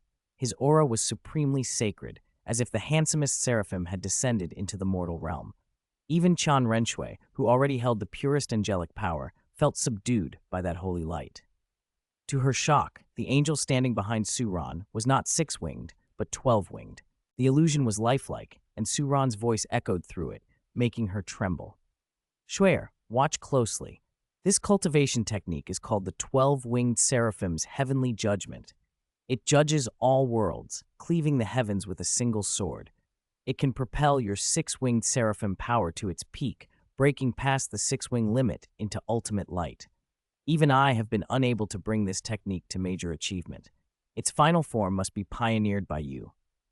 In the vision, Su Ran brandished a holy sword and split the sky with one stroke. Half the heavens were severed, and a river of holy light flooded down from the rift, purifying the human world. Immersed in it, Qian Renxue felt shaken. Such power might be the pinnacle, even if the angel god descended in person. Suddenly, the sky blackened. An abyssal darkness erased the golden radiance. The holy light turned into an ocean of black and red blood. The 12-winged seraphim's feathers went black and red. Its holy sword transformed into a blade of darkness, its edge wreathed in black flames as if about to consume the world. Su Ran's voice continued, calm, yet heavy. This is fallen angel, judgment. It is the dark angel path. This direction contains all the abilities of the 12-winged seraphim, but it is a fall from light into darkness, cultivating both holiness and shadow. However, cultivating it means plucked feathers, broken wings, a fall into the abyss. The pain is greater than the former path, and the holy light will be even more intolerable. Passing the angel god's trial will be extremely difficult. As Su Ran, under the mantle of the 12-winged fallen angel, waved his hand, the abyss in the sky seemed to corrode the continent below. It was terrifying in a way that the straight 12-winged sacred seraphim was not. Qian Renxue stared, stunned, unable to speak for a long time. Back in the classroom, it was Su Ran snapping his fingers that finally brought her slowly back to herself. She had thought the power she saw in the angel god's trial was the limit. She never expected the teacher had prepared something even greater. At first, she had admired Su Ran for his looks, drawn by surface charm. Now what impressed her was the depth of his foundation. Was this even a cultivation technique? It felt more like an entire trial. Surely the teacher was not a god. Seeing Qian Renxue unable to respond, Su Ran said lightly, "This may be a hard choice. The former path is the most stable and conservative for you. The latter is riskier and more radical, but it could take you farther in the end. You have a month to think it over. You can even return to Spirit City to consult your elders. I will respect whatever you choose." Chapter 191, Named Disciple Assessment. Bibi Dong experiences nausea and vomiting. A month passed in the blink of an eye. At the Outer Court Academy, Red Maple Campus, the promotion assessment for named disciples had just concluded. Inside Red Maple Hall, Bibi Dong was sorting test papers and performance evaluations, sealing each file into an archive pouch. Outside, the tall red and gold maples swayed in the breeze. Churuoi, Huo Wu, Yu Hairo, and the other named disciples, having just finished their assessments, gathered around a stone table to speculate about who might be promoted. Senior Sister Shui Wu's talent is naturally exceptional, and her spirit is rare. She'll definitely make the list for core disciple, someone said. Don't count the rest of us out. Until teacher announces the results, any one of us could be promoted. But Shui Wu's chances are higher, right? She can already perform ice and snow falling on her own, and her spirit power is over 50. She usually picks things up faster than the rest of us. Don't be modest. Who'll get the other 2 spots? Ruoshui even defeated the demon-subduing Douluo before, so she should have a good shot. Chu Ruoshui said frankly. Senior Sister Hairo, stop teasing me. Your secret technique, dark concealment, doesn't just increase your speed and instantaneous strike. It practically makes you invisible. If you were out there, the demon-subduing Douluo probably couldn't land a hit on you before he lost. Yu Hairo chuckled. Don't flatter me. The demon-subduing Douluo is a titled Douluo, very strong. How did he become someone you can beat on a whim? If it were me, I'd be sent flying with one blow. Senior Sister Hairo, are you practicing social graces now? Had I known, I'd have suggested teacher let you participate, another teased. Quit it. We don't even know if we'll be promoted yet, and you're joking around. Don't forget we also have 2 new classmates. When they tested their spirit attributes and quality, their results were even better than Shui Wu's. When the list comes out tomorrow, you'll see who cries if none of us get promoted. If we don't get promoted, then we don't. Being a named disciple isn't bad. The treatment is already better than at Taoyuan Academy. We're still teacher's students. I'm content, Gu Qingbo said leisurely. Murmurs drifted to the hall where Bibi Dong was working. Hu Lina, cradling a few plums, leaned against the window and asked inside, curious, Teacher, do you think I have a good chance of being promoted? Bibi Dong, straightening the podium, glanced at Hu Lina and answered calmly, You said that whether or not you become a core disciple, Teacher Su will teach you a powerful cultivation technique. That's true. Though the status difference between named and core disciples isn't huge, becoming a core disciple would let me move to Peach Garden campus, closer to teacher, and get more guidance. Hu Lina brightened at the thought. She also served as one of the judges of Slaughter City. After coordinating with Rongrong, Lingling, and Xiao Wu, it had been decided that Slaughter City needed at least 1 Slaughter King and 2 judges stationed there each month. Since Senior Sister Zhu Zhuqing was occupied with family matters, Senior Sister Lingling had to remain at Slaughter City, and because she'd been assessed at the academy, Rongrong and Xiao Wu had left to guard Slaughter City. That meant Hu Lina's time at the academy was at most half that of other named disciples, and her chances to meet teacher were pitifully few.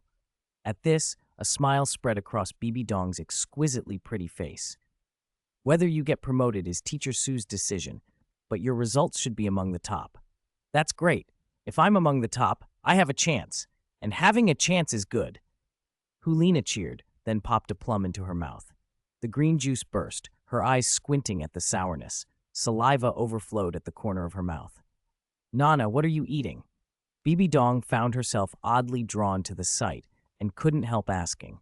Hu Lina held out her hand, the palm cradling several greenish-yellow fruits. They're sky-blue smoked plums from the garden. Poison Guardian said if they weren't harvested soon, they'd overripe next month. Teacher told Poison Guardian to knock some down for us to eat, but they're sour. No one can eat too many. Do you want to try one, teacher? They smooth the skin, invigorate the blood, and purge impurities. I took a whole bag, but they're too sour for me. Juliana patted the bulging pouch at her waist. I don't like sour things, she added. I'll try one. Bibi Dong reached for a plum. In her previous life, she'd endured enough bitterness and sourness to be wary, but today some impulse made her bite. A sweet and sour taste bloomed on her tongue. Bibi Dong's eyes lit. She took another, then another, her expression changing from reserve to delight. She half closed her eyes like slits, not squinting in pain as Juliana had. Teacher, aren't you getting sour? Juliana asked in surprise. Bibi Dong smiled, composed. Nana, are your taste buds okay? Teacher finds these plums sweet and sour, not overwhelmingly sour. Really? Try again. Juliana handed over a handful, incredulous to see Bibi Dong getting more eager. Juliana turned to Qian Renxue, who sat apart under a maple, quiet and elegant. Senior Sister Shuer, you try? Boring. No, Qian Renxue said, eyes on the Peach Garden manual. She was still weighing whether to follow the path of the ultimate holy angel or the more volatile but potentially stronger fallen angel. Teacher's words about darkness and strength nagged at her. Was embracing darkness really the way to multiply one's power? Among the 5 gods of justice in the god realm, only the goddess of goodness could rank near the top in combat power. The 3 strongest were destructive and tainted. Asura, destruction, and evil. Yet the holy angel position could not be eroded by dark power. Juliana offered a plum again. At the mention that teacher had given it, Qian Renshue's expression shifted. She took one from Juliana's pocket and bit in. So sour! Even the usually composed Qian Renxue winced and couldn't swallow. Teacher, do you have strange taste buds? Juliana turned and looked at Bibi Dong in surprise. Is that true? At first, Bibi Dong didn't think much of it, but after eating several plums, a sour sensation spread through her abdomen. An urge to retch built up suddenly and relentlessly. Ugh, Bibi Dong swallowed hard, her face paling. She couldn't hold it and dashed to the pond behind the hall, where she bent over and vomited. Juliana and Qian Renxue exchanged glances, bewildered. Teacher, are you all right? Juliana called, hurrying after her.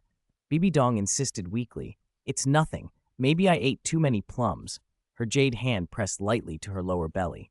Though she said it was nothing, something flickered in her eyes, an expression that seemed strangely familiar. Qian Renxue, watching from the hall entrance, felt a prickle of unease. This woman was a peak powerhouse. How could a few plums make her vomit? Whatever was going on, it wasn't right. 192. The Pope left without saying goodbye. Chapter 192. The Supreme Pontiff departs without bidding farewell. Teacher Su, this is the performance roster for the named disciple assessment. I put it on your desk.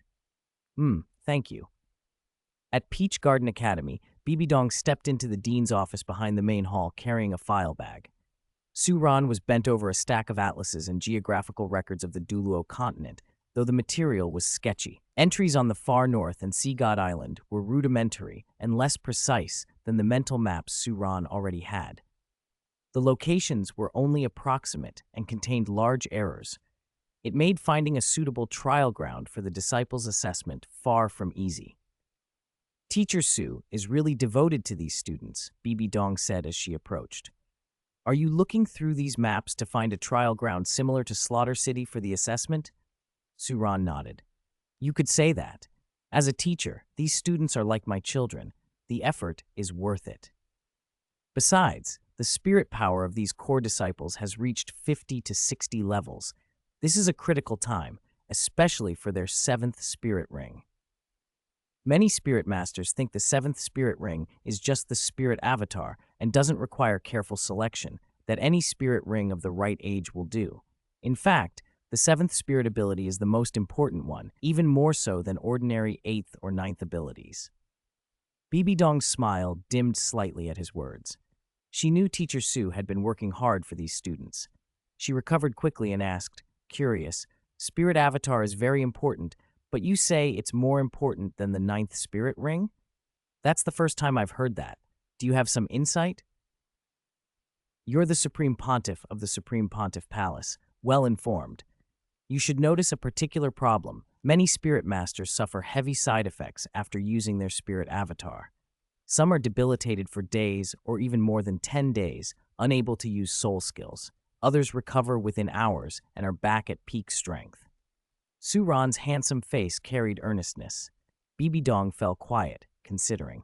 That's true, she said. Because of that, there's a big debate in the spirit master's world about the spirit avatar's reliability. Most people tie the side effects to the spirit master's innate talent or the spirit's quality. Do you think it's actually the spirit ring that causes the side effects? That argument is flawed, Su Ran replied. A spirit's quality reflects the spirit master's talent. It doesn't directly cause the side effects of the spirit avatar. It's the attribute and strength of the spirit ring that determine both the power and the side effects of a spirit avatar. The older the spirit ring, the stronger the avatar's effect. If a ring's attribute is close to and compatible with the spirit master's attribute, the side effects are smaller. But if the ring's attribute conflicts with the master's and the master can't harmonize the two, the consequences can be severe. He gave an example. Take Shui Bing'er. Her spirit is the ice phoenix. If I forced a fire attribute spirit beast into her 7th ring, when she used her spirit avatar, the fire energy would invade her body, leaving her fatigued for a long time. Unless she cultivated a fire attribute technique as well, so her body could handle 2 conflicting energies at once. Using his student, Shui Bing'er, as an example made something click for Bibi Dong. So that's it. The suitability of the spirit ring is the most important factor for the 7th ring. No wonder her own 2 spirit avatars had produced such different effects. After a moment, she looked at Su Ran with a mixture of admiration and envy. Those girls are so fortunate to have you as their teacher. No, having me here is also a blessing for the Douluo Continent, Su Ran said modestly. If I keep teaching and researching, the spirit master's world could change dramatically. He sounded almost embarrassed. He hadn't set out to revolutionize anything, only to follow his research step by step. His theories on spirit development and soul master cultivation were becoming more refined. Not perfect, but more accurate than the many scattered ideas across the continent. I don't mean to change the world, he added. I just want to help these students. If that makes them better, it's worth exploring. I think we'll all become better, he said, looking at Bibi Dong, and his tone carried a quiet sincerity. What had happened at Peach Serenity Pavilion had been an accident, but perhaps it had its place. He was beginning to let go of his old prejudices about her. Bibi Dong felt the earnestness and youth in Su Ran's eyes. Her face, exquisitely beautiful, flushed at the feeling. No woman could have been completely unmoved by his words. For a dizzy instant, she wanted to fling herself into his arms and be mischievous all over again. 3 times, 10 times. But she couldn't. Night fell. A breeze from the peach blossom grove swept through the upstairs of Peach Serenity Pavilion. Bibi Dong sat by the window, grooming herself in a mirror. Beyond lay the vast peach forest, silvered by moonlight. From a distance came the faint sound of practice and the hollow cry of a wolf. A woo, like a hungry hunter. Over a month had passed. Bibi Dong had been living in the pavilion she would never forget, enjoying some of the happiest days she'd had in decades. Su Ran had been especially kind, preparing medicines to nourish her bones and spirit. In a month, the after effects from the loss of her torso bone had eased considerably, and he'd even given her a new torso bone. It wasn't a 100,000-year bone, but a 50,000-year one. He had also given her a bottle of bone-nourishing elixir to promote spirit-bone fusion and evolution. She thought about how Ning Rongrong's original torso bone had been shockingly low in age, only a little over 2,000 years. But because it fit her so well, Teacher Su had allowed her to absorb it. With the elixir, it had evolved to a 10,000-year bone in 2 or 3 years, and later reached the equivalent of 30,000 years. Medicines that could rapidly raise the age of a spirit bone were priceless in the spirit master's world. Those favors were etched in Bibi Dong's heart. She opened the window and looked across the pond pavilion at Su Ran's residence. She sighed softly, left a letter on his inkstone, and descended the pavilion on light feet. Using the Peach Blossom Teacher's token, she bypassed the students' B quarters and moved without hindrance. A few minutes later, she stood just outside the academy, touched the inconspicuous hollow under her skirt, and looked back at the grandeur of Peach Garden Academy. "Teacher Sue," she murmured, "though I haven't been at the academy long, I know how much you care for it and for the students. I don't want to make things difficult for you. We're leaving. I hope you can concentrate on teaching, on fulfilling your ideals and your research. We will always wait for you." Chapter 193, Qian Renxue's Dark Transformation, Choosing the Path of the 12-Winged Fallen Angel. "Bibi Dong, explain yourself. What exactly happened between you and Teacher Sue back then?" "I lay awake all night thinking about it. After going over everything, there are only 2 words to describe your behavior. Man-eater. Teacher Sue usually keeps everyone at arm's length, as if he doesn't understand love at all. But with you, there was no distance. You chatted and laughed like equals. Did you do something to Teacher Sue?" As the morning sun climbed over Taoyuan Academy and the first bells had yet to ring, Qian Renxue walked to Taoyuan Pavilion. She knocked lightly. There was no answer. Pushing the door open, she found the room immaculate and empty, as if no one had lived there for months. Her heart tightened. At this hour, Bibi Dong should have been up, washing and preparing lessons, studying with the other disciples. Instead, there was only a letter laid on the dressing table. Qian Renxue moved forward and picked it up. 2 sheets of paper were tucked inside. She read them silently. By the time she reached the end, her face had drained of color, and a hot, dizzy rush assaulted her. It was as though someone had struck her in the chest. She stumbled and collapsed to the floor. Teacher Sue Ran, usually calm and steady, held the letter and read it aloud by himself. Anyone who knew him well would have noticed his voice tremble and his eyes go dim. Loss settled over him like a suffocating fog. Even when he had once failed to accept a disciple, he had never looked so bereft. He had already argued once with the Supreme Pontiff for someone's sake. He had made hard decisions before, but this felt different. He touched his face as if trying to find what had changed. Could something be wrong with his appearance? He thought bitterly. Qian Renxue, who had handed the first page to Su Ran, watched the teacher's expression harden. The golden light in her eyes went out. She asked, voice small and wavering, "Teacher Sue, what was this incident the letter mentioned?" "You and her." Su Ran exhaled slowly. "I had meant to tell everyone about it once East Teacher had settled in and the timing was right. But since East Teacher chose to leave on her own, there is no need to announce it now." He did not elaborate. His sigh left the rest unsaid. Qian Renxue understood everything from his tone. The second page had contained more than a farewell. It had been a confession and a goodbye. The painful conclusion crashed into her like a wave. While she had been thrilled to enroll at Taoyuan Academy, to study beside so many brilliant students and learn under a renowned teacher, while she had imagined cultivating and maybe even growing close to Teacher Sue, she discovered, with a stunned, sick feeling, that the woman she had always thought lonely and harmless had somehow ensnared the immaculate, peerlessly beautiful, righteous path Teacher Sue. And then, she had become pregnant. The blow was unbearable. Qian Renxue's hands clenched until her knuckles whitened. "Bibi Dong, you stole his heart." How could she accept it? She felt as if everything she had hoped for had been ripped away. A month earlier, Teacher Sue had told her to decide which Tao of cultivation she wished to follow. Now, as if in answer to that cruel twist of fate, she found her voice. "Teacher Sue," she said, startling even herself with the steadiness of it, "I've thought about it. I know which path I should take." Sue Ran, still shrouded in sorrow over East Teacher's sudden departure, turned to her. "Are you certain? The path you're talking about is far harsher than the righteous path. It demands great sacrifice." "Yes." Qian Renxue lifted her chin. Resolution hardened her features. "I choose the Spirit Master path, the dark path, the 12-winged, sin-punishing fallen angel."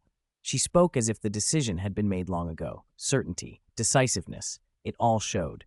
Perhaps, Su Ran thought in the instant before duty reclaimed him, she already knew some of what had happened between him and East Teacher. If she did, that knowledge would only make her decision more understandable. "So be it," he said at last. "If you take this path, once you begin, you must go forward without hesitation until you reach the other shore. Do you understand?" This disciple understands, Qian Renxue replied. Su Ran took from his sleeves a black and white secret manual, the Fallen Arts scripture. He tapped her forehead gently with his fingertip and began to instruct her in the qi of the fall. Then he produced a small jade box from his spirit tool and opened it. A swirl of mixed black and white spiritual aura poured out. When the mist cleared, a single stalk with 2 flowers remained, the one-thought divine demon twin flowers, the plant's roots braided black and white. From the white stem blossomed a holy flower of radiant, golden-white angelic wings, and at its center glowed a bright angelic pistil. The black stem bore dark, deep angel wings, exuding a terrifying fallen aura. Its pistil showed the pattern of a fallen angel in deep crimson. The 2 auras intertwined, generating and restraining one another, yet coexisting on the same stalk. The spirit quality it emitted was unmatched among ordinary blooms, perhaps approaching the subdivine. Among Su Ran's collection, it was the finest specimen he owned. He had given it to her as reward. She had helped him break through in spirit, and in return, he would grant her both the Tao and a spirit transformation tool. This one-thought divine demon, Su Ran said softly, combined with the cultivation technique and your talent, will let you enter the Tao faster than most students. But heed this warning. Before your fallen wings shed feathers and rebirth into 4 or more wings, you may only use the flower to assist your cultivation. Only when you have reached 4, 6, or more fallen wings may you consume it, especially the fallen demonic flower inside. If you pour too much fallen qi into your spirit before you are ready, it will clash with your innate holy qi, and your spirit may not be able to endure it. If at any point you encounter difficulty or instability, stop cultivating and wait for me. Do not be reckless. Do you understand? Su Ran's instructions were meticulous and careful. Qian Renxue listened, and though her heart hammered with a mixture of fear and exhilaration, a pang of guilt pricked her. For a fleeting moment, she wondered whether she should tell Teacher Su the whole truth about what had happened, whether his vaunted purity had really been so easily taken, whether the situation might have been more complicated. But the thought was gone almost as soon as it came. No, she told herself. If Teacher Su knew everything, would I have any chance at all? Better to keep this to myself. Her decision closed around her like a shield. She would not give up her chance. Whatever lay ahead, she would walk her chosen path. She accepted the manual and the twin flowers with a steady hand and a steady heart. The road would be dark and arduous, but she had already stepped onto it. Chapter 194, Wang Sheng Falls in Love, requests teacher to officiate his wedding. Today, we announce the new list of core disciples, Qian Renxue, Hu Liena, and Shui Wu, Su Ran declared. Their spirit evaluation scores are 91, 81, and 84 respectively. The other named disciples scored between 70 and 80. Check the records for details. Their comprehensive test scores for school rules and spirit knowledge are 83, 88, and 86 respectively. Other named disciples range from 79 to 90. Congratulations to all of you for your excellent performance in the Named Disciple Promotion Assessment, especially the 2 newcomers, Qian Renxue and Hu Liena. It's commendable that you were able to catch up. Accustomed to having the Supreme Pontiff's assistant help teach, Su Ran felt a little adrift returning to teaching on his own, but he personally announced the promotion results. Hu Liena let out a relieved breath. The pressure on her had been tremendous, and her hard work had paid off. For spirit masters like them, memorizing static spirit knowledge and school rules wasn't the hard part. The challenge was understanding and integrating them well enough to score highly. She hadn't expected her spirit evaluation to lag behind Shui Wu, who specialized in support techniques. Instead, she'd scored better on the school rules portion. Apparently, nobody followed the rules perfectly. After announcing the promotions and reassuring the other named disciples, Su Ran took Hu Liena off for private instruction, teaching her the 9-tailed heavenly Tao law and the soul capture technique. He also gave her a special external spirit bone for cultivation, the 10,000-year Azure Hill blinking tailbone. It was then that Hu Liena learned teacher Bibi Dong had already left the academy. She was grateful for the cultivation method and the spirit bone, but surprised that Bibi Dong would leave without saying goodbye. That wasn't the sort of thing she expected from her. Unlike Qian Renxue, Huliena was glad Bibi Dong had come to Taoyuan Academy. At least she had once treated Huliena kindly, pouring the Supreme Pontiff Palace's cultivation resources into her. The Academy's rules stressed gratitude and repayment of kindness, and while Huliena was thankful, she couldn't help noticing the awkward tension between the two teachers. Privately, she wished she could push Bibi Dong aside and seize Su Ran for herself. She imagined using the Heavenly Fox charm bone her teacher had taught her to charm and possess him. In practice, the charm bone was meant to judge and punish the wicked. In her fantasies, it would be used to overwhelm Peach Blossom Teacher with 1,000 intoxicating poses until he was helplessly in love. After teaching Huliena in the Peach Blossom Learning Forest, Su Ran intended to return to his quarters to research a new soul-nurturing fluid for Xiao Wu's mother. Her condition had regressed to something like that of a newborn spirit soul, more akin to the later generation spirit souls. Spirit souls and spirit tools were a key research focus for Su Ran. If he could more fully understand spirit souls and develop a mass-producible spirit ring system, Academy disciples would no longer have to hunt for spirit rings in the outside world. That would have advantages, easier access to spirit rings, but also disadvantages, since the lack of real hunting experience could blunt students' combat readiness. It was an area Su Ran needed to keep experimenting in. As he stepped out of the Peach Blossom Grove, the sounds of students gossiping drifted toward him. Ah, Senior Brother Wang Sheng is actually like that? Who would have thought it? Senior Brother Wang Sheng has a secret. He really lives up to his reputation as the legendary senior brother, always one step ahead. Wait, didn't Senior Brother Wang Sheng have a big fight with those Star Luo hunters who came after junior sisters Zhu Yun and Zhu Yu? He got hurt badly. After that, he didn't recuperate at the academy. He just disappeared. Turns out he had junior sisters comforting him. Tsk, tsk. Su Ran approached, puzzled, and fixed them with a look. Why aren't you cultivating properly? What are you all gathered here for? Do you have something to say? No, nothing. But Senior Brother Wang Sheng does, the girls chorused, pointing toward Wang Sheng with a mix of gossip and envy. They all wanted a sweet love story of their own. Oh, Wang Sheng, what is it? Tell your teacher. Su Ran was curious. Among his students, the least troublesome was this dependable named disciple. Wang Sheng followed rules, never caused trouble, took detailed notes in class, and practiced diligently afterward. He almost never asked for help outside class hours. With so many senior sisters watching, Wang Sheng scratched his head awkwardly. His square face showed an unusually bashful expression.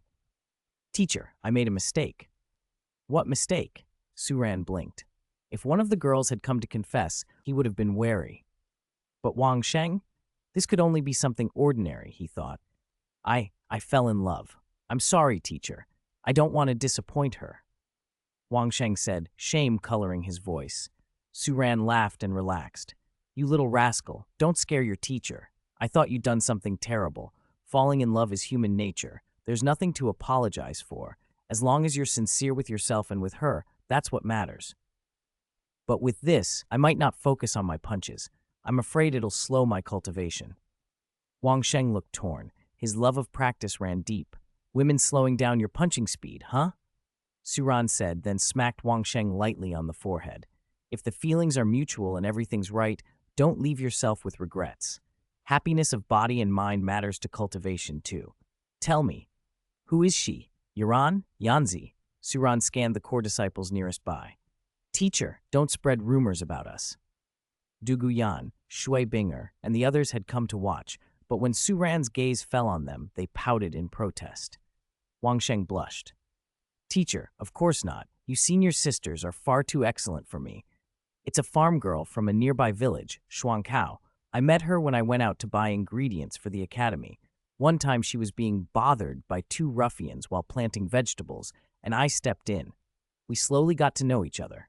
Later, when you weren't around, people from the Blue Lightning Tyrant Dragon clan came and caused trouble. I got hurt. She was very worried, always asking about my injury when I went to buy vegetables, helping me apply medicine. Gradually, we fell in love. The girls listening melted into dreamy sighs. They all wanted a slow, sweet romance like that. Su Ran nodded approvingly. This is a good thing. You're already over 20. You should be allowed to fall in love. You don't need to report to me. Just make sure it doesn't hinder your cultivation, understand? A few of the girls looked at him with mock offense. We're almost 22, teacher. Why not us? But Wang Sheng only scratched his head and grinned. I understand. I just wanted to let you know so I can be at ease. Also, if you agree, teacher, I plan to officially get engaged to Shuangkao next month. You want me to officiate? Suran's eyes softened. Yes, you're like a father to me. When I marry, I want to ask you to be my wedding officiant. Of course, if you're busy. No, Suran said without hesitation. I'll officiate your wedding. Wang Sheng exhaled in relief. Suran gave him a small, proud smile and added, and since you were injured by the Blue Lightning Tyrant Dragon clan, I'll go to them and demand some medical compensation to serve as your betrothal gift. Chapter 195. Suran visits the Blue Lightning Tyrant Dragon clan for compensation.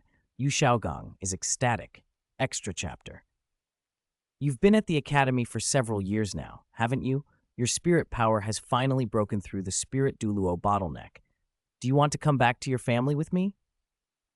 Among the swaying peach blossoms on the outer court's red maple path, a young woman in a green dress froze at the sound.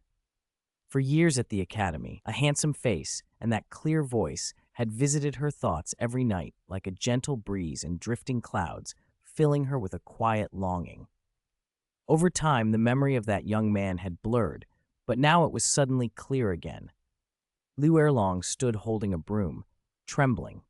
The years of sweeping at Peach Garden Academy had not aged her. If anything, they had given her an otherworldly grace. The golden headband on her forehead tightened suddenly, sending a stabbing pain through her skull. Then Suran snapped his fingers and the headband loosened. Dean Su, can I really go with you? She asked, her voice full of emotion. For Liu Erlong, being asked was an honor. Suran regarded her evenly. I've never been to the Blue Lightning Tyrant Dragon clan and need a guide. I think you'd be suitable, but I'm going there to collect compensation.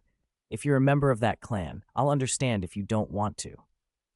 I am technically from the Blue Lightning clan, Liu Erlong replied, but I was never raised under its protection. I'm an illegitimate daughter and was never formally acknowledged. That's why the scandal about siblings marrying never happened. I'll go with you. She nodded. A few days later, they reached the Blue Lightning Tyrant Dragon clan. The clan was a vast fortress, nestled among jagged peaks like dragon horns. On one ridge, two young men practiced their spirit techniques, 4 spirit rings glowing on their auras. 2 yellow, 2 purple. Blue and white lightning danced around them and struck a nearby pine. The tree lost a few branches, and its trunk blackened slightly, but the lightning was all show and little harm. A curvaceous maid pushed a wheelchair out into the open. In it sat a middle-aged man with a buzz cut, an unnaturally pale face, and no beard. He inhaled the maid's scent with a delighted look and pushed a drawing board toward her. The words on it were scrawled in angry strokes. Too weak, still too weak. 3 years have passed, and the trauma from the Soul Master competition hasn't healed. If this continues, your spirit limits will peak at 70. You won't even pass the Spirit Saint bottleneck. To break through, you must overcome fear. You're called one of the Blue Lightning clan's prodigies. Don't you want revenge? Don't you want to kill that Peach Garden scoundrel? The man in the wheelchair was Yu Xiaogang, crippled in both legs and rendered mute. After being humiliated by Bibi Dong and Liu Erlong in Spirit City and kicked out by Tang Hao and Flender, Yu Xiaogang had almost given up entirely. Remembering how Suran had left him disgraced, while Suran himself enjoyed fame and beauties, filled him with a burning desire for revenge. If he could, he'd rather die than see Suran unchecked. The maid dutifully read his board aloud, but the 2 young men nearby treated the whole scene with contempt. Yu Tianxin toyed with a ball of lightning in his palm and taunted the old man. Uncle, does this lightning ball look like a big milky dumpling? You like big milky dumplings the best, right? Nephew will feed you. Come on, open wide. Eat shit, Yu Xiaogang blurted, his words a garbled, angry sound since his tongue had been cut. Yu Tianxin burst into laughter. So uncle likes eating shit? Nephew will help uncle with that. In broad daylight, he unbuckled his belt and exposed himself, turning his pale backside toward Yu Xiaogang's face. Ah! Yu Xiaogang was splattered with the yellow-white mess. He could do nothing but roar in impotent fury. He turned and scolded the maid as if she were at fault. "You idiot! You let this lunatic come over and didn't stop him? Useless. Those two boys have been ruined. They were supposed to be the clan's top prodigies, destined to be titled Douluos. Now they're trash." He slapped the maid to vent his anger. Her eyes flashed with hurt and fear, but she dared not speak. Her family's future depended on the Blue Lightning clan. She could only pick up a towel and keep tending him. From the square at the foot of the clan's mountain came a voice that made everyone freeze. It rang clear over the whole compound. Peach Garden Academy's teacher Su Ran has come to the Blue Lightning Tyrant Dragon clan to pay a visit. Su Ran, Yu Xiaogang's whole body trembled. He grabbed the maid by the throat without thinking, choking her until she began to turn red. She frantically thumped his arm until he let go.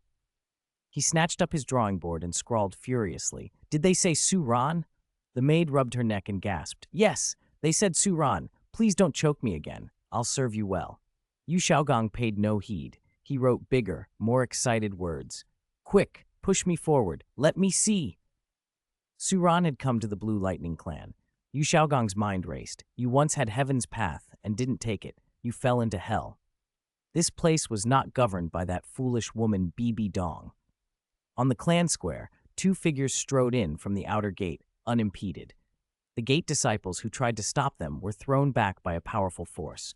One was a young man in a peach and white robe, the other a beautiful woman in green. Their auras were so strong, everyone sensed ill intent. The Blue Lightning clan's senior fighters poured out from the depths of the sect. "That Peach Garden Academy," one shouted. "They bullied our prodigies and now dare to barge into our gates. Let's settle old scores anew." Su Ran's eyes narrowed. "That's exactly my intention," he answered coolly. "Then settle it we shall," another senior declared. "The Blue Lightning clan once came to our doorstep and harmed my students.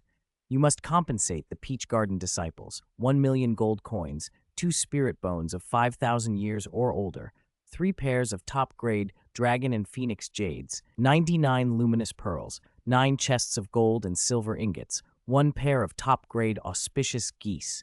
Su Ran listened impassively as the list began, the courtyard crackling with tension as the old feud reopened and both sides prepared to count the cost. Chapter 196. Suppressing the entire Blue Lightning Tyrant Dragon clan. How did his spirit rings evolve again? "What? Your Taoyuan Academy poisoned my Yu Tianxin and froze Yu Tianheng's heart meridian, leaving them both gravely injured and still not recovered. Those two peerless geniuses who could have become titled Douluo are now ordinary. It's already mercy that my Blue Lightning Tyrant Dragon clan hasn't razed your academy to the ground, and you still have the nerve to ask us for compensation." The second sect master, Yu Luomian, landed with several Spirit Saint and Spirit Douluo elders from the Blue Lightning Tyrant Dragon clan. Before he could fully process the imposing figure approaching, Su Ran's demand for compensation hit him like a slap. He was outraged. In the Soul Master competition, elites fight by strength. Yu Tianxin and Yu Tianheng brought their fate upon themselves. My disciples did nothing wrong. In fact, while I was away from the academy, your clan brought pressure upon us. If not for the Poison Guardian and the 7 Treasure Glazed Tile School standing with us, if Taoyuan Academy had been an ordinary academy, you would have burned it to the ground. Words are useless. My disciple is still waiting on the betrothal gift compensation. If you refuse to give it, I'll take it myself." Su Ran stepped forward. His spirit power rolled over the Blue Lightning clan like a surging river. Even Yu Luomian felt as if a mountain pressed down on his head. Su Ran had mostly recovered during his respite, and with his academy's disciples improving over the last 2 years, his spirit power had already reached level 96, far beyond these middling spirit masters. At that moment, Yu Xiaogang was being pushed down the mountain in a wheelchair by his personal maid, but he kept to the nearby pavilion, watching. The figure in the square was unmistakable even without seeing his face, Su Ran. Beside Yu Xiaogang, his excitement barely contained. He kept repeating, "Kill! Kill him! Second uncle, go! Kill him! If he dies, everything at Taoyuan Academy will be ours. Forget 1 Yu Tianxin or Yu Tianheng. We could raise 10 Blue Lightning twin stars." Yu Xiaogang gripped the armrests, but his voice was little more than a whisper. Kill, kill. The maid's eyes lingered on the graceful figure in the square with admiration. When she heard Yu Xiaogang, she bristled inwardly, but dared not show it. At Yu Luomian's signal, several elders of the Blue Lightning Tyrant Dragon clan launched an attack and were instantly hurled back by a peach blossom branch. Sword chi shot through the air. The elders were sent flying more than 100 meters, clothes torn and bodies bloody. Yu Xiaogang swallowed hard and hastily scribbled a message. This guy has gotten stronger again.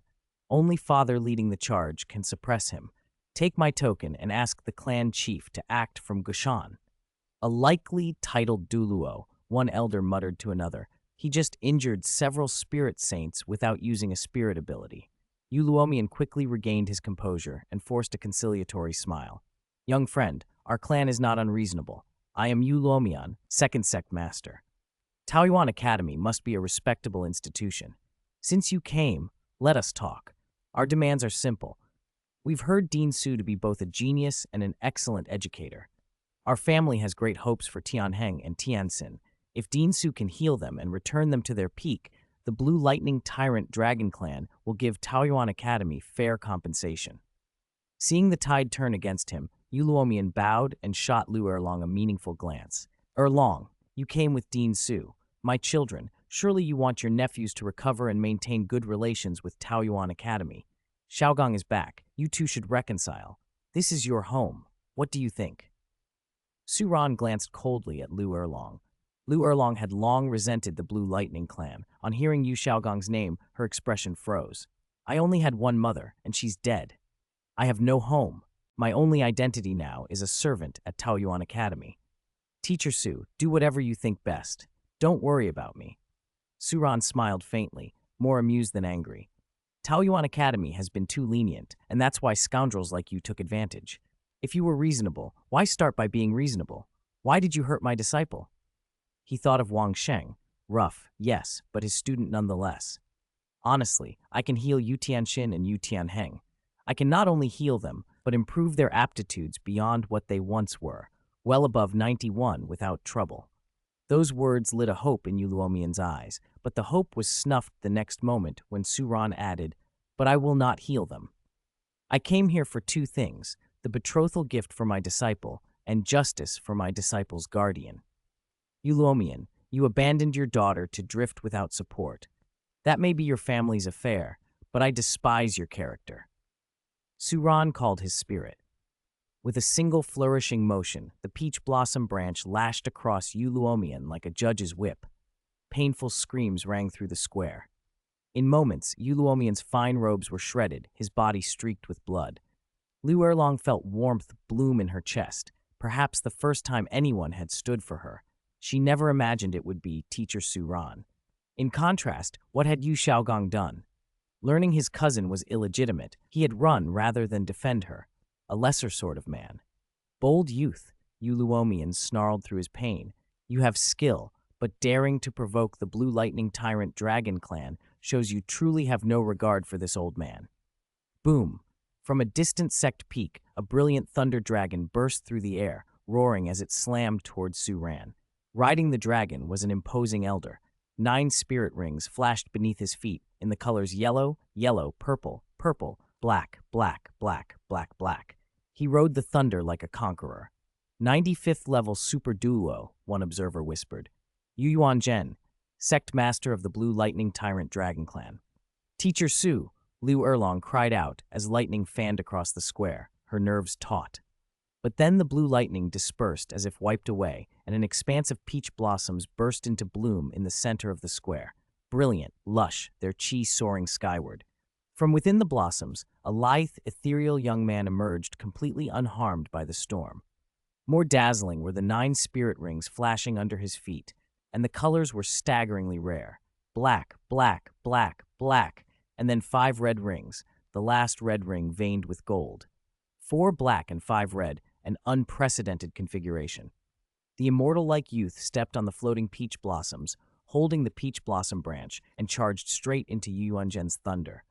From the pavilion several hundred meters away, cries rose up. Young friend, let's talk. We're civilized people. Don't hit my face, don't hit my face. Yu Luomian, whatever he wants, fulfill it all. Yu Xiaogong stared at the newcomer, eyes nearly popping. What's happening? His spirit rings evolved? Since the Soul Master competition, how did the colors of his spirit rings change again? Chapter 197, Returning to the Academy, the Tiando royal families Shui Ke and Shui Beng come to seek discipleship.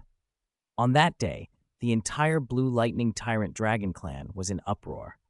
The ethereal young man, rumored to be a banished immortal, had single-handedly crushed the clan's strongest fighters. Even clan chief Yuanzhen had been beaten and left bruised and swollen, pleading for mercy. The youth's demands were absolute. There was no bargaining. 1,000,000 gold coins, 9 boxes of gold and silver, and, most painfully, spirit bones and precious jade were surrendered. The loss gutted a third of the clan treasury, equivalent to several years' income, and brought great shame on the family. Yu Xiaogong's face was ashen, and his fear did not fade. He thought sourly, if only I'd been on my guard and stayed home this time. Who knows how far I would have fallen? Why does luck always desert me? Why can't I win when it matters? Why didn't Suran take me in back in Soto City? If he had, I wouldn't be in this state. He slammed a nearby pillar in frustration. The pillar didn't budge, but his hand swelled instantly. Clutching it and blowing on it, he glared at his personal maid with a clear meaning. Get the medicine! At Taoyuan Academy, the peach orchard still bloomed, the trees a splash of color against the cold. Several luxurious carriages were parked outside the school gate. Flender and Zhao Wuji, who'd once been coerced by Gui Mei into the ridiculous habit of swallowing gold coins, had been keeping a surprisingly clean slate lately. They no longer dared to pull such stunts and had tried to stay honest. Standing there, looking at the grandeur of the carriages, their old impulses stirred again. Zhao Wuji held Flender back with a face twisted like a bitter gourd. Don't, he grunted. I don't want to eat gold coins anymore. I learned the hard way that it can block you and poison you. If my constitution hadn't been strong, I'd be dead by now, Flender admitted, trembling. Look at them, Flender starting to envy. They must be rich. Taoyuan Academy is doing well. If it keeps this up, it'll be the greatest academy on the continent one day. Old Zhao, I told you back when this place was small, I wanted to team up with Dean Su and merge academies. If it weren't for that punk, we'd be living high now. I hate him, Flender complained. Zhao Wuji sniffed irritably. Why didn't you say so earlier? I've always found that pretentious fellow annoying. If you hadn't been cozying up to him, I would have given him a beating the day after he arrived. Flender was left speechless. Then, a disturbance at the gate drew their attention. A young man in golden clothes leaped out of one of the carriages and began to shout at Wang Sheng, the gate attendant. Hey, gatekeepers! Even if your academy won the Soul Master competition, you're arrogant. Don't you know who we are? How dare you stop us from entering? Do you want trouble? Wang Sheng replied calmly, neither servile nor rude. Excuse me, Taoyuan Academy does not allow vehicles inside. Teacher Su isn't at the academy today. He may not return for a few days. You're welcome to wait at an inn outside. If you wish to enter, you must seek permission from the senior instructors and come in on foot once you have their approval. This is a royal carriage. You can't stop us. Shui Beng sneered, looking down at Wang Sheng's simple clothes. Since Crown Prince Shui Qinghei's untimely death, Shui Beng had become Emperor Shui Ye's only son, and his arrogance had grown accordingly. He leapt as if to drive the carriage forward, daring anyone to stop him. Inside the carriage, a small princess peered through a slightly raised curtain. She whispered to the poised woman beside her. The woman was Tang Yehua, Moon Master of the Tiando royal family, and the princess's tutor. A faint, practiced smile curved Tang Yehua's lips. It's only natural for a school entrusted with the royal prince and princess to have pride, she murmured. They said Teacher Su is absent. Let's disembark and pay a visit. Care, shall we go? Tang Yuehua reached to take the little princess Shui Kei's hand and lead her down. At that moment, a gentle breeze stirred and the carriage curtain fluttered. Tang Yuehua froze. A peerlessly handsome face had flashed past, a sight so striking Tang Yuehua could not move. Shui Kei, held in Tang Yuehua's hand, tilted her head in confusion. Teacher Su, what's wrong? She asked. Without answering, Tang Yuehua whipped the curtain aside and stepped out in a quick, decisive motion, almost pulling Shui Ke with her. It was the first time Shui Ke had seen her tutor behave so abruptly. Before she could protest, both of their gazes followed the same direction, and both faces fell into stunned admiration. Shui Ke's mouth formed a small O. "What a beautiful person," she breathed. "Teacher Su, am I dreaming? This is too beautiful." They were spellbound. A snort of a horse and a young cry suddenly shattered the moment. A peach-scented gust swept past, and the carriage Shui Bing had been driving lurched, tipped, and overturned. Shui Bing was thrown several dozen meters, landing scraped and bruised. "Who dares injure me? Do you want to die?" he screamed. The newcomer turned casually. Under the pale sunlight, his face was astonishingly handsome, clear and unstudied. "Taoyuan Academy, Teacher Su Ran." "Su Ran? You're that Su Ran from Taoyuan Academy?" someone gasped. Even Shui Bing, shaken and arrogant a moment before, found himself admiring the man's appearance. Tang Yuehua and Shui Ke, eyes wide, recovered and stepped forward to perform the proper court salutations with utmost respect. "Greetings, Teacher Su," Tang Yuehua said. "I am Tang Yuehua of the royal family's Moon Pavilion. By His Majesty's commission, I have brought little Princess Shui Ke and Royal Prince Shui Bing to seek discipleship and instruction. His Majesty speaks very highly of Teacher Su and entrusts his children's cultivation to you. To see Teacher Su in person is a rare honor." Tang Yuehua's words were steeped in the years of careful diplomacy the royal family had invested in securing Su Ran's attention. They had sent envoys earlier, only to find he wasn't present. Now there was only one prince left to instruct, and Emperor Shui Ye, grasping at the last option, had entrusted his son and daughter to Taoyuan Academy. Su Ran, however, did not respond to flattery. Instead, he turned to Wang Sheng and, with an impatient curl to his voice, chided him. "Young man, I taught you to be even-handed and to face people without swallowing your anger. Someone nearly drove a carriage into you, and you just stood there. Didn't you think of fighting back? You're going to get married soon. If that's how you behave, what will you do if your future wife is bullied?" Wang Sheng bit his lip, then cupped his hands. "Disciple understands. If something like this happens again, I'll throw a punch." "You can, just don't kill anyone," Su Ran said, irritation and an odd tenderness in his tone. Chapter 198, Teacher Su's First Expulsion of a Student. A man can endure wind and rain, but not humiliation. Bonus chapter.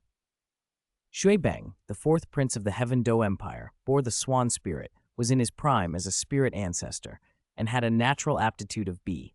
Shui Ke, the princess of the Heaven Do Empire, also bore the swan spirit. She was in her early teens, a rank 22 spirit grandmaster, with a natural aptitude of B+.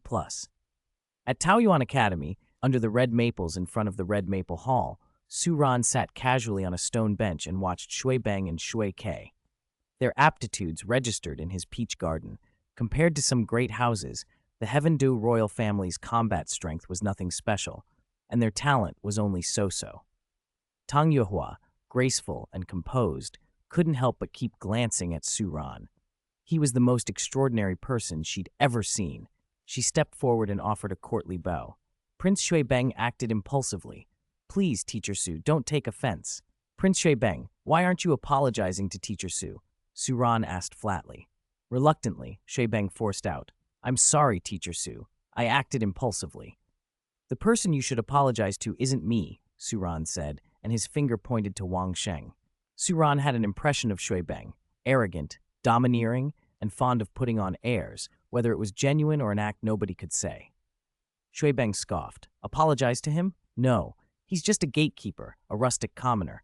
Why should I, a prince, apologize to a gatekeeper? Is he worthy?" At that, Su Ran's eyes narrowed and his expression changed.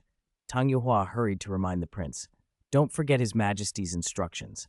While at Taoyuan Academy, you must obey Teacher Su." Shui Bing swallowed his anger and reminded himself of his father's words. Taoyuan Academy would become a top academy on the continent and could be a huge help to his claim to the throne. He was about to issue a contemptuous, perfunctory apology to Wang Sheng. Then Su Ran spoke again, but he wasn't addressing Shui Bing. With a wave of his hand, the treasures Su Ran had recovered from the Blue Lightning Tyrant Dragon Clan were spread out beneath the great maple, piles of gold and silver, jeweled ornaments, and priceless heirlooms. "Wang Sheng," Su Ran said, Your dignity and your family's dignity must be defended with your own fists. This is the compensation your teacher secured for you and the funding for your new home. These treasures will ensure your future wife will never have to rush about struggling for a living. But there is a condition. Your teacher has set an assessment. Only by passing it will these gifts belong to you and your future wife. A husband must be strong. A father must be firm. A man can endure wind and rain, 1,000 hardships and 100 tests, but he cannot be humiliated. Do you dare to beat the prince? If you can drive him out of the academy, all these betrothal gifts will be for your future wife, and it will prove your determination to support a family. Su Ran's words hit Wang Sheng like a bell. The offending arrogance, the chance to defend his family's honor, the promise of a secure future, everything steeled him. His gaze locked on Shui Bing like a tiger's. "I dare," Wang Sheng said. "Disciple respectfully accepts teacher's command," he added aloud. "You dare. I am the only prince of the Heaven Do Empire. If you dare to strike me, have you thought of the consequences?" Shui Bing shouted. Then Wang Sheng unleashed the tiger form fist. The air seemed to roar. In only a few steps, he closed the distance and landed a heavy blow on Shui Bing's abdomen.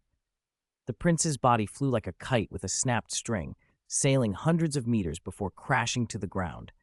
Blood spattered from his mouth.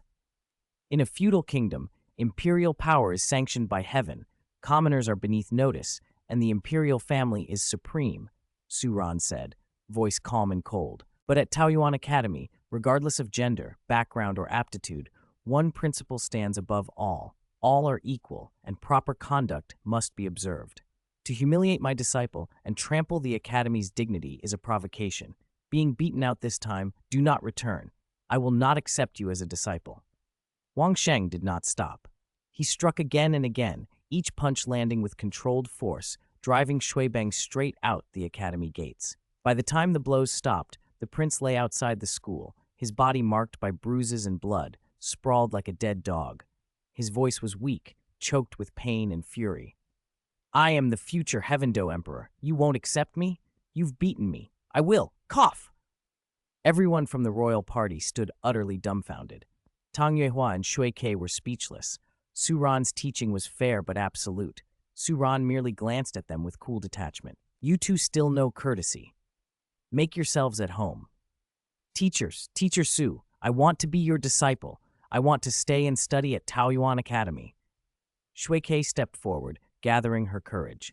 The Academy's way of doing things, no special treatment for nobles, equal standards for men and women, thrilled her. As a princess, she might be born into favor, but without a fief or official rank, her future was often a tool of politics.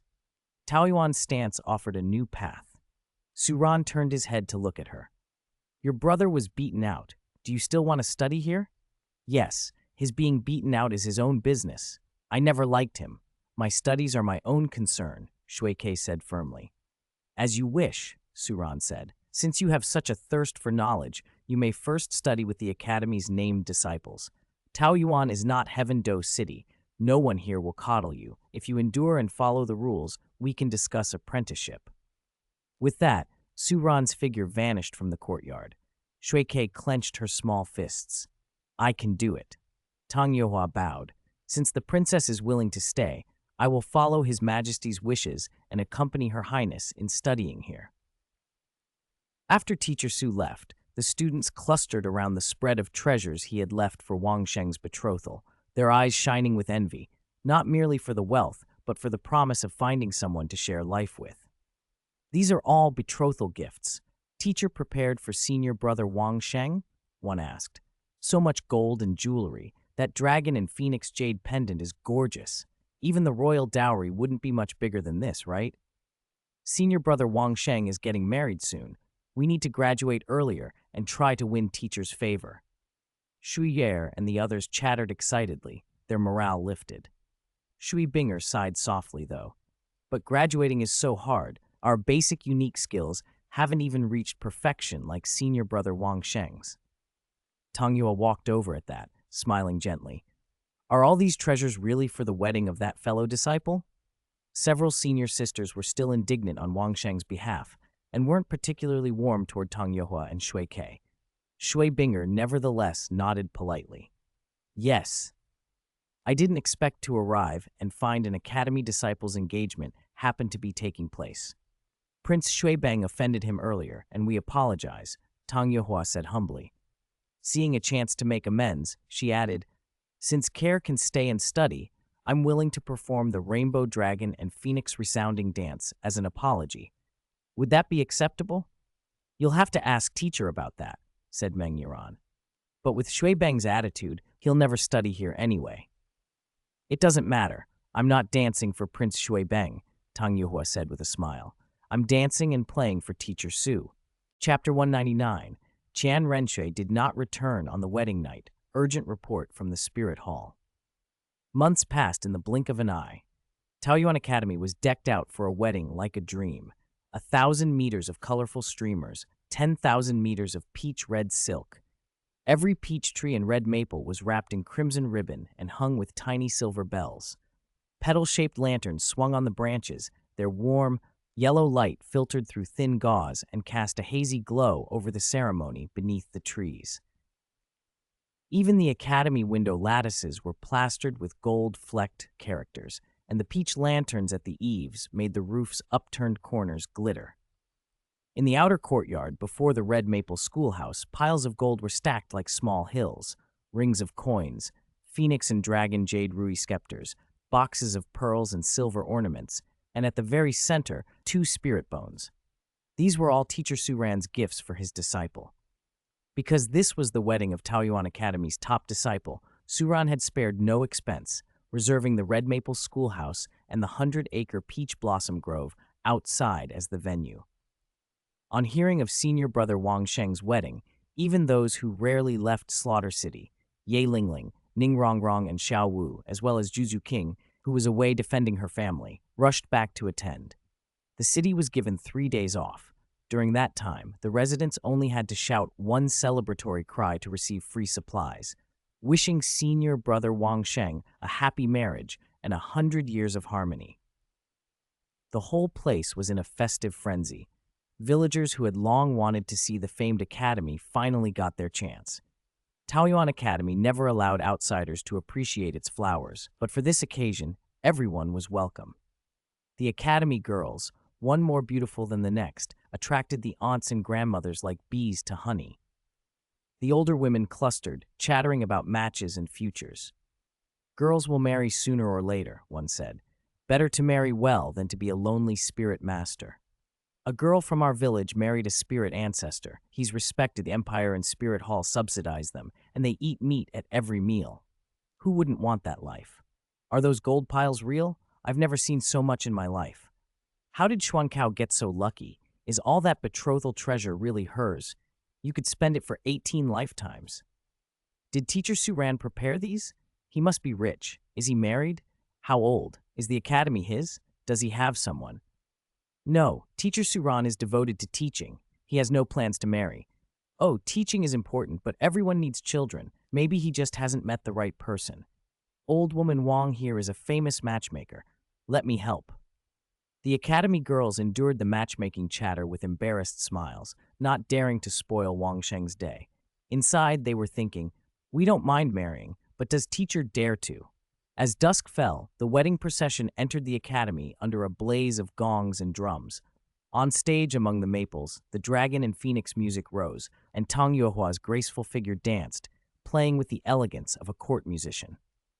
The bride, slim and veiled in red, glowed under the lights.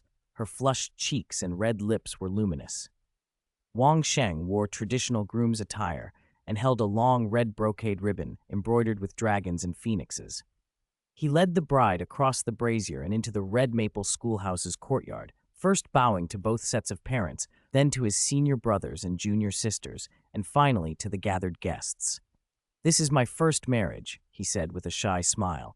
Please forgive any shortcomings in the arrangements. How many times do you plan to get married, senior brother Wang Sheng? Xiao Chenyu teased, snapping melon seeds with a grin. Just once, this time, Wang Sheng answered, beaming. Isn't teacher the efficient? Someone asked. Yes, teacher is here, came the excited answer, and the crowd hushed as a figure appeared from the schoolhouse. He stepped out in a broad red robe patterned with peach blossoms, an air of calm detachment about him. Bathed in the festival light, he looked almost otherworldly. A ripple of exclamations swept through the crowd. Is that the teacher of Taoyuan Academy? He's so handsome. Even the parents exchanged astonished looks. They had expected a venerable elder. No one had imagined Suran would be so young and handsome. From beneath her veil, the bride squinted. All she could see was the remarkable figure in front of her. She tugged the brocade ribbon and whispered, "Brother Sheng, is your teacher really that good-looking?" "Yes," Wang Sheng said without hesitation. "Teacher Suran is the most handsome man in the world. Maybe, Xuan, when you see him, you'll like him too." The bride hissed, half annoyed, half playful, "I'm Brother Sheng's bride. How could I like anyone else? Teacher is Xuan Cao's teacher. No matter how handsome, I'll respect him as my elder, like a father." Wang Sheng laughed like a fool. He knew how magnetic Teacher Su Ran could be, but even so, the bride's words warmed him. A breeze came through, scattering peach petals that floated like veils among the guests, softening the exclamations and holding everyone respectfully still. Blossoms clustered at Wang Sheng's and the bride's feet and lifted them slightly as if blessing them, drawing all attention to the couple. "Teacher congratulates you," Su Ran said quietly. "After 10 years of study here, Saint, you have finally found your partner. As your teacher, I wish you both strength in hardship and unity in the years to come. Xuan Cao, from now on you will share a life with this foolish disciple of mine. If he wrongs you or acts unfairly, come to the academy and tell me. I will stand up for you." He reached into the folds of his robe and produced a small, cyan gold flower that drifted into the bride's palm. "This is the upper moon spirit Xuan.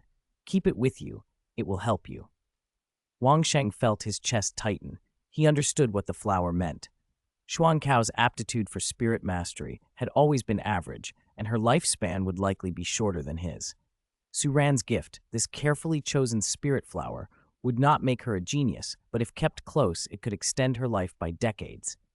Tears pricked Wang Sheng's eyes. "Don't cry. You're a grown man," someone teased, but the emotion in the air was real. Su Ran himself sounded composed, but moved as he watched his favored disciple bow to heaven and earth and pay respects to their elders. Then a question cut through the ceremony like a faint thread. "Where is Qian Renxue?" Ning Rongrong counted the juniors and frowned. One was missing. "Isn't Sister Shuier the one who went back to Spirit City to invite the Supreme Pontiff?" Huliana answered. "Teacher originally asked me to go, but Sister Shuier volunteered." "That was quick. She should be back by now," Huliana added, puzzled. Su Ran looked out over the assembled guests and, glancing to the second floor of the schoolhouse, saw that neither Qian Renxue nor Bibi Dong were among the attendants. He sighed softly. The moment was happy, but the absence was a blot of worry. Outside the school gate, a black shape hurtled toward the academy at breakneck speed, cutting straight through the peach blossom grove.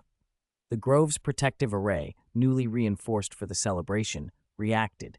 Thousands of blossoms snapped into motion and became like blades, shooting toward the intruder. The man was the seventh enshrined of the spirit hall, the demon-subduing Douluo, rushing in with urgent purpose. He widened his spirit power and shouted at the top of his lungs so his voice could carry over the drums and music. Urgent report from Spirit City. I must see Teacher Su Ran immediately." Chapter 200, Bibi Dong, you have defied the great Tao. What is your crime? Spirit City was overcast. A fine drizzle blurred the streets, and more than 10 teams of Spirit Master elites prepared by the Elder Palace had surrounded the Supreme Pontiff Palace, shrouding it in shadow. On the palace square, several Spirit Master teams formed ranks. 2 elders, Guimei and Yuguan, hurried inside the Supreme Pontiff Palace and cupped their hands toward the lofty figure above. "Your Holiness the Pope," Guimei said, voice tight. "The old masters from the Hall of Consecration are serious this time." Overnight, they mobilized every powerhouse of Spirit Saint realm and above in Elder Palace City. If they act personally, I'm afraid. Both Guimei and Yueguan's faces were lined with worry. "Your Holiness, you are not well. If anything unexpected happens, old Gui and I will risk our lives to buy you a chance to escape." High above, the noblewoman no longer wore the Pope's robe. She had on a looser purple and white dress. One hand rested on the swell of her belly while the other gripped the Pope's scepter. She lifted her chin to the sky, her expression ice cold. This old undying pretended to be dead for 20 or 30 years, and now suddenly jumps out, she said, quietly furious. Even with a child in her womb, Bibi Dong's bearing remained unbowed. She leaped up and stood on the roof of the Supreme Pontiff Palace, voice hard as steel. "Since you've all come, what are you waiting for? Do you think the Pope is afraid of you?" From the dark clouds encircling the palace, several powerful figures revealed themselves, their voices booming like thunder. "Bibi Dong, you have defied the holy Tao. What is your crime? As Pope, you have hidden private affairs and attempted to pass on the Pope's authority. You bring shame to Spirit Hall. Do you realize your error?" "Error?" Bibi Dong shot back. "What error have I committed? You are simply afraid the birth of this child will weaken your standing in the hall." Her purple skirt snapped in the wind as she pointed at them. "The Pope must put the great cause first and obey the angel god's will. This unborn child's origin is unknown, a betrayal of the Qian family and an insult to the angel god's holiness. It must not be allowed to be born." A golden figure materialized from the gloom. An old man with 6 wings spread from his back soared above, looking down on Bibi Dong with a calm, unsympathetic gaze. "What a joke," he said coldly. "Why didn't you say that 20 or 30 years ago?" Bibi Dong's lips tightened. "Whoever dares to obstruct the birth of my child will unleash an endless feud." "How audacious!" The old man's voice held only disdain. "Bibi Dong, don't be so stubborn.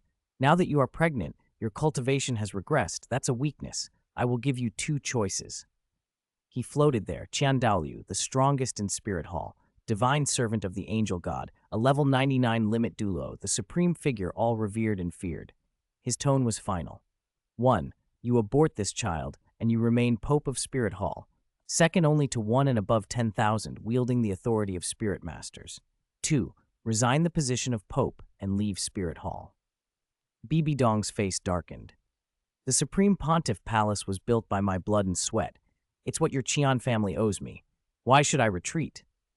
"Not only will I not retreat," she continued, fury flaring, "but my child will inherit the position of Pope and become the most exalted person on this continent." "Stubborn! Foolish!" the old man barked. He stepped forward, astride a magnificent, roaring lion, golden armor glinting. "If you had secretly given birth to a child, that would be one thing, but you even tried to pass on the Pope's authority. Spirit Hall is not your personal property, Bibi Dong." "Pope," another Douluo said with a cultured smile, an elegant bowsprit suspended behind him like a woman's silhouette. "If you truly cherish the child in your womb, retreating would secure its future. With your strength, you can still give the child a good life. Why insist on staying?" Bibi Dong's eyes fixed on Qian Daolu at the center. Her gaze burned with old resentment. He, who had raised his own disciples poorly, who had long been a thorn in her side, was the one she had not forgiven. "If that's the case, there's no need to say more. Go." Qian Daolu's command was like a blade.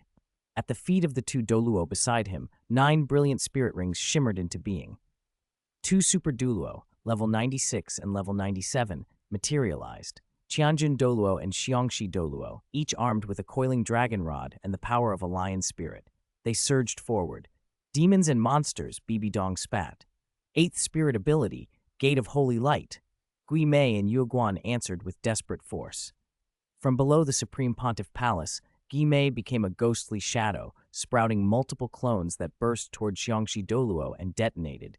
Before Tianjin Douluo, the Chirong Tongtian chrysanthemum in front of Yuguan bloomed in a blinding flash, a terror of light from its stamens that temporarily suppressed the 6th consecration, Tianjin Douluo. "Your Holiness the Pope, hurry and leave. We can't hold them for long," Yuguan shouted to Bibi Dong. "Where there's life, there's hope. The Hall of Consecration is bold. You shouldn't stay, even for the child." Gui Mei echoed the warning. Watching them fight, Bibi Dong felt her heart ache and swell with grievance. She didn't want to back down. She would rather die than hand over what she had built. Yet when they mentioned the child, hesitation flickered across her face. She hadn't expected the Hall of Consecration to bear such malice toward her unborn son or daughter. When Qian Renxue had been born, they had not acted this way. The Hall's cruelty made her blood boil. If it wasn't my bloodline, if it wasn't my kin, they'd eliminate it without mercy. What holy intention from the angel god, what hall of consecration, she muttered through her teeth. Qian Daoliu, I will remember this. I will settle it sooner or later. Want to leave? Qian Daoliu's sword gleamed. With the 9 dazzling spirit rings whirling beneath him, he cut off every escape route with a single stroke. The Pope's scepter in Bibi Dong's hand was not mere ornament. It was the embodiment of the Pope's authority, a rare treasure that could rapidly replenish a spirit master's spirit power and project a domain, the Pope's aura. Qian Daoliu, don't bully too much, Bibi Dong warned. If the child's biological father learns of what happens today, one day your hall of consecration will not fare well either. She unleashed all 9 spirit rings at once. What emerged as her second spirit was startling. The soul-eating spider emperor. Even so, Qian Daoliu's expression did not change. Across the 2 empires, no one can compare to this, he said, as if unmoved by her power.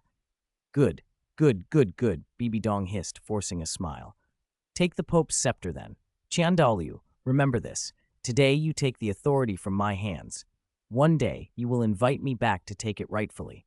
She kept her fury within. It was not mere attachment to a title. The Supreme Pontiff Palace's prestige had been built by her sweat and soul. Losing it so casually stung like a mortal wound. At that tense moment, a golden flash cut through the rain. A figure arrived in a rush, exquisitely beautiful, shimmering, with an 8-winged spirit at her back. She flew in, urgency in every motion. "Grandpa, stop," she cried. "You can't do this. You can't take her position as Pope." The newcomer was none other than the angel holy maiden, Qian Renxue. She had flown from Taoyuan Academy at once. She had come because of the news about disciple Wang Sheng's wedding, and she had rushed straight to the Supreme Pontiff Palace.